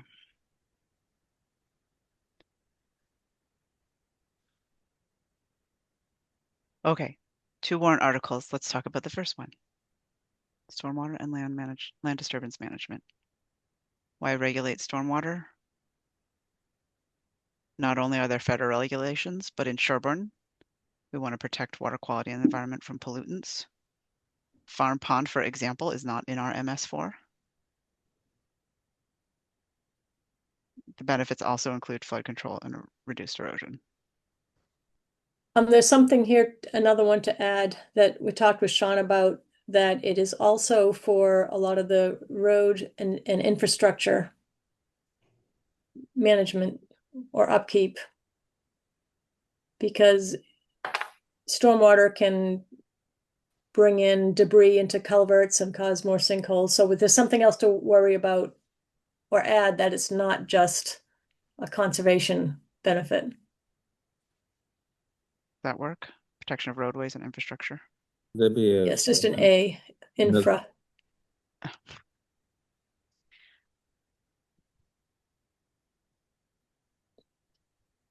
Frank? Could that be another bullet? It's kind of it's like an incidental. I don't know. Should we put it as high quality as high level as that, as protecting water quality? I would, because Right. We've had the culvert collapse before, and if we have a 100-year flood and the water can't get through the culvert and the culvert runs, gets run away, and suddenly we need to start evacuating people, and the road, you can't pass the road, and it can be all kinds of issues. Yeah.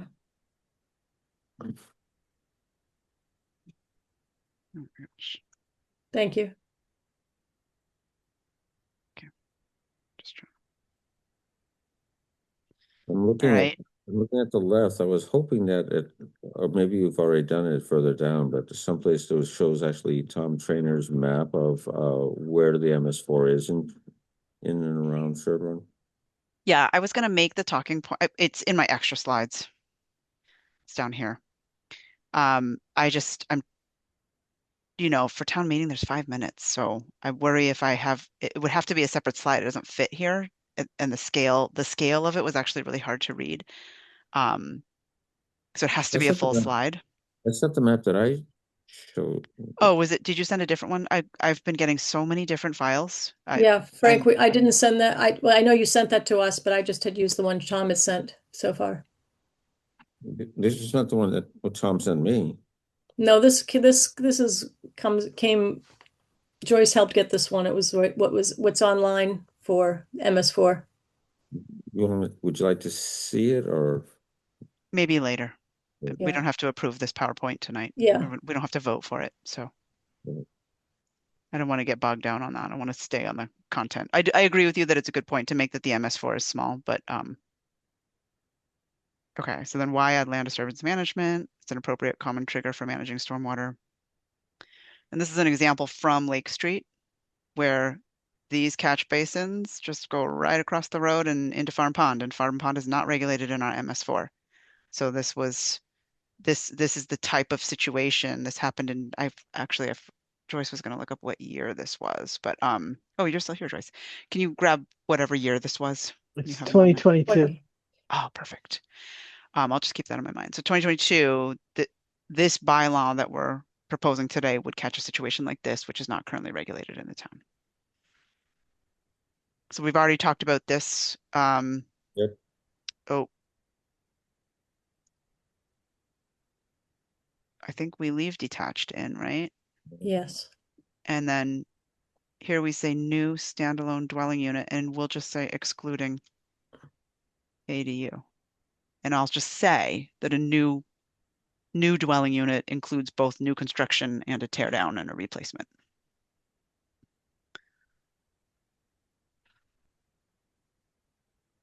Administrative process, we have existing town permitting processes that would include a determination of whether a permit is necessary and what level of permitting is required. So no permit, all set to go. Minor permit is new, a new category that would require discussion at a planning board meeting.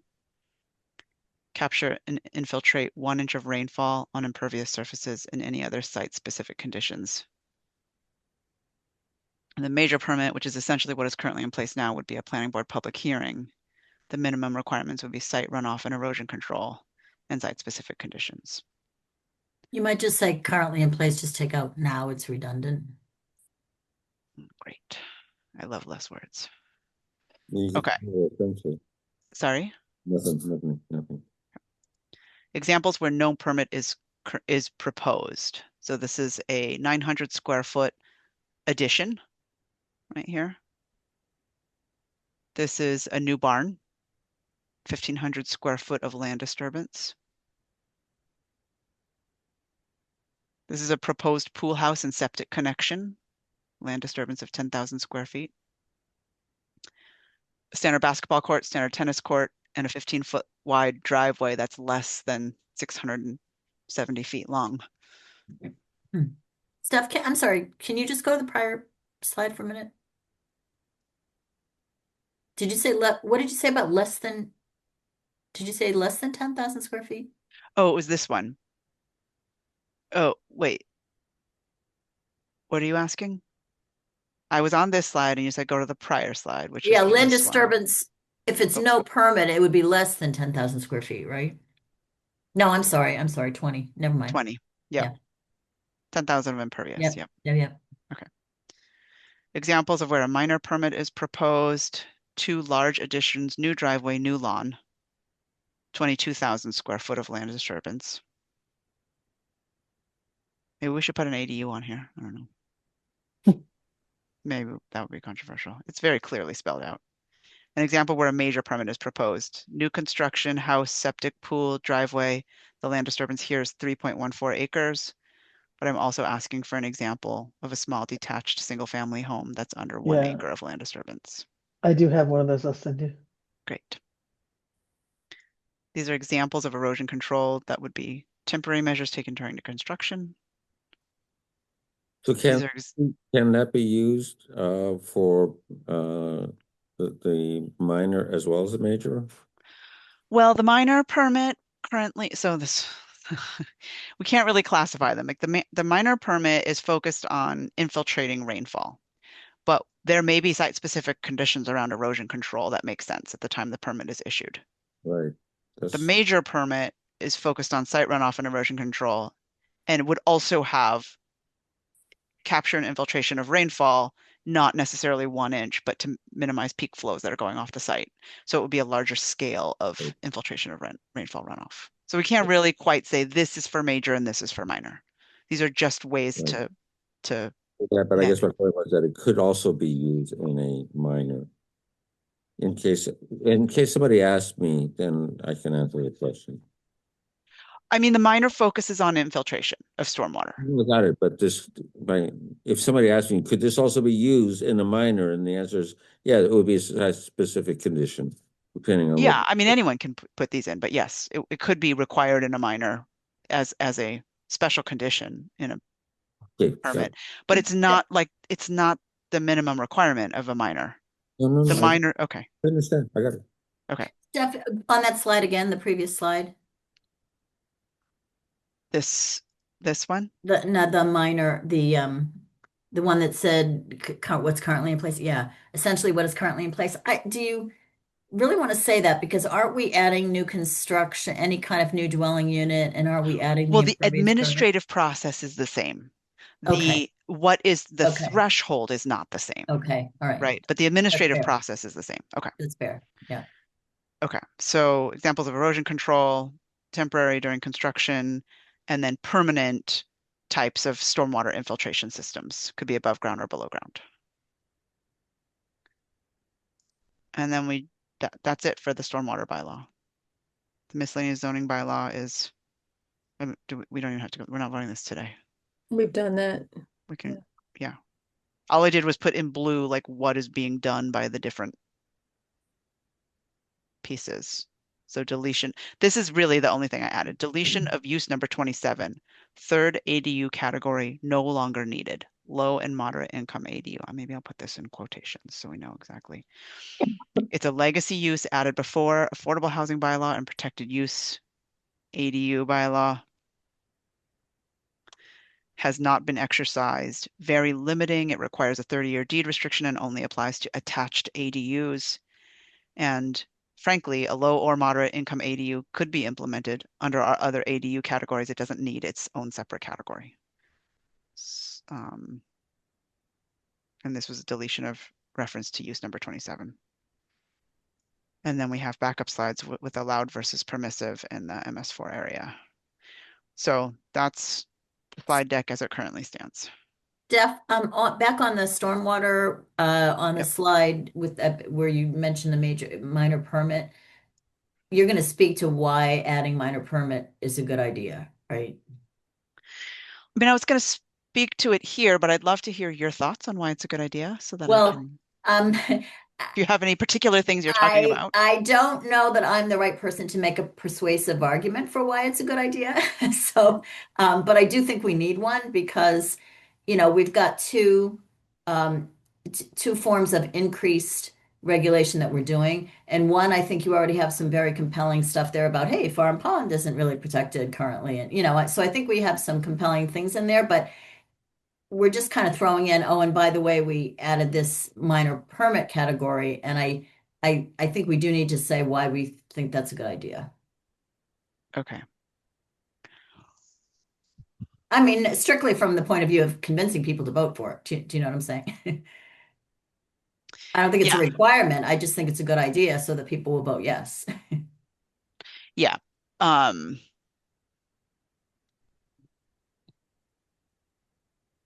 Okay. Joyce, I'd like to have a conversation with you around some of like what other towns do and get a little more background, because the first time I ever thought about this bylaw was when the permit thresholds were proposed to the planning board maybe 6 months ago. And Okay. not the history of like where it all came from and some of these side conversations we've been having about like why 1 inch and stuff like that. So I think that's a very good point, Jane, that I'd like to sort of sideline Joyce with you at some point. Because the very first comment the consultant made was, hey, this is more restrictive than what the MS4 would require. So it is. And being on wells and septics, we have a more sensitive waterways. Like we are more sensitive to water pollution than. Yeah, and that may be the reason. I just think we need to make sure we state one. Yes. Okay. Okay. All right. Noted. Thank you. Any other comments on the slide deck? Other than adding the MS4 map in there just so that people could see it. If you look at the one that I sent, I think it's easier to see. I could pull it up if you want, but it's in your. I'll take a look at it. Yep. I'll take a look at it. I just want to see if it's on a scale that can fit on the slide. It might be. So it's much more clear than one you have. Great. Millboard farm screening? Yes. Okay. Good So night. I sent. Bye, Good Joyce. night. Thank you. Thank you. Bye, Addie Mae. Yeah. Bye, Addie Mae. Steph, I sent you an email with some other documents that Millbourne Farm sent me that showed a little more examples. But yeah, back when they came to us for getting comments about the putting in the parking spaces, one of the requirements we had was that they put some plantings on at the entrance, and that they submitted to me and asked me and said, would I present this and see if this would be acceptable for their plan? So in their plans, the one I sent out, it did have some diagrams of the trees, of what types they're doing. They're looking at red maples, eastern red buds, service berries, and eastern red cedar. They're kind of different dimensions and some different colors. I was going to see what people thought, and this is what they'll grow to mature to. It'll take a while, but. Can you guys see this other PowerPoint with the color photos of the trees? That's perfect. That's great. Okay. Yeah. So are those the maximum heights that those trees will get to? Or is That's what's listed here. Okay. Because that was one of the concerns I had, because as I've been driving by, they've cleared everything and you can really see further back. So it'd be nice if the trees weren't so tall that they wouldn't block anything. And these trees look like they have, lower branches that help to,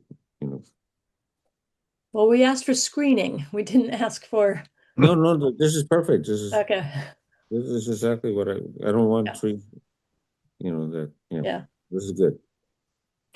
Do we have any right to specify how big we want the trees to be when they put them in?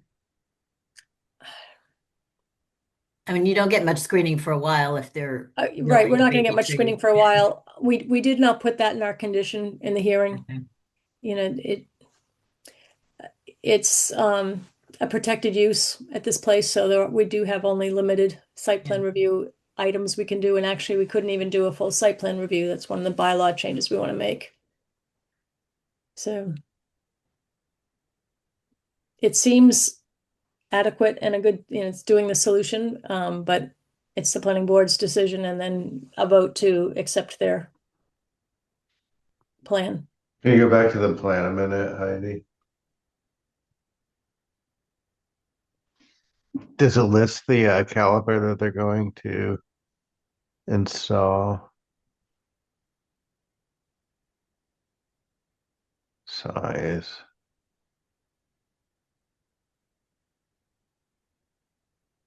So they're pretty, They're small. yeah.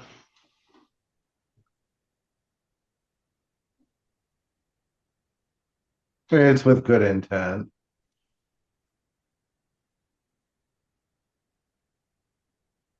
Could we request that they consider increasing the size?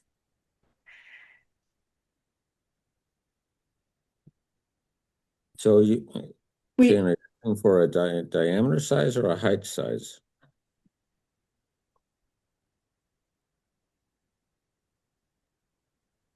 Well, maybe I don't entirely remember, but when we saw this before, it's just like a small parking lot and like maybe a visitor center, right? And the rest is a farm. It's like farm. It's like for. Yeah, So what are right they? now they're I mean, I big, don't. two big fields is what they are right now. Both sides of the road are huge fields.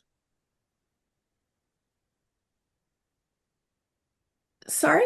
Well, I said both sides of the road. You see the road right there? yeah. There's Yeah. that dirt road off of Bullard Lane, Bullard Street, and it's two huge fields right there. Yeah. So I mean, why would we want them to block that more? It seems that this is like kind of nice, but not. Oh, I'm sorry. I thought it was the parking we were trying to block. Oh, I mean, it is, but it's not a very big parking lot, right? I remember. no, it's fairly far back. All right, so maybe we don't care. We just wanted something at the entrance.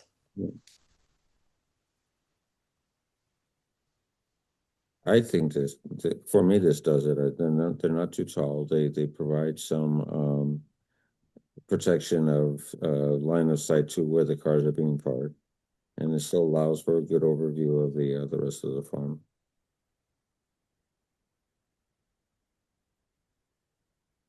No apple trees growing near there anywhere. Are there? I don't think so. Are there any apple trees on there? Yeah. I don't remember seeing any apple trees on there. Yeah, no, I go by there all the time. I don't think so. Yeah, Eastern red cedar is a vector for And they're pretty apple far, rust. pretty far from where these will be.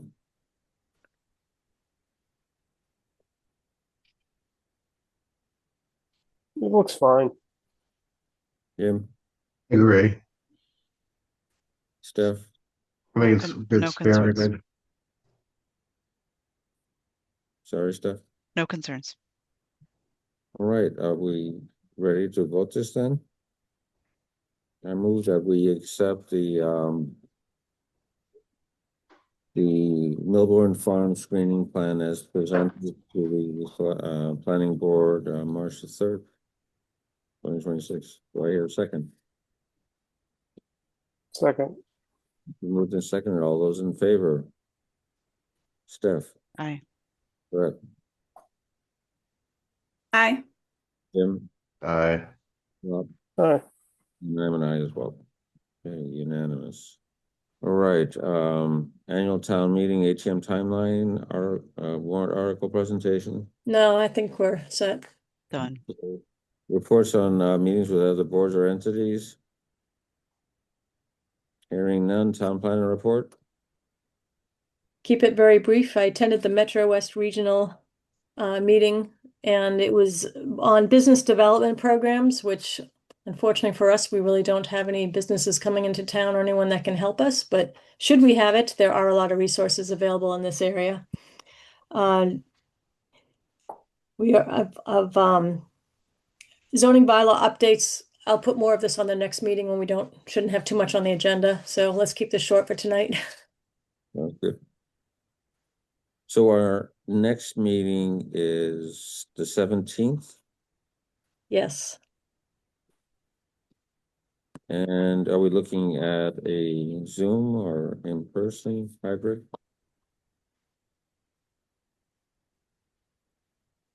Up to the board. Do we have anything that makes sense for us to meet in person at that point? Right now, I don't have any other hearings for us to contemplate. There's no other A&R plans right now, so. And it might be a good time because that'll be the last meeting before the this Advisory. Saturday advisory meeting. So going over the presentation, which might be easiest to go through. I may not be able to attend in person. I have to check a conflict that we may have. Well, then it sounds much best. I could get back to Zoom. Heidi, but Well, we'll just keep it as a Zoom meeting then. Yeah, just with the weather the way it's been. Does that work for everybody? Zoom meeting? Yep. Okay. That's one person. Certainly. Brett, Zoom. Zoom it is. Jane, I hope that's okay with you too. It's all good.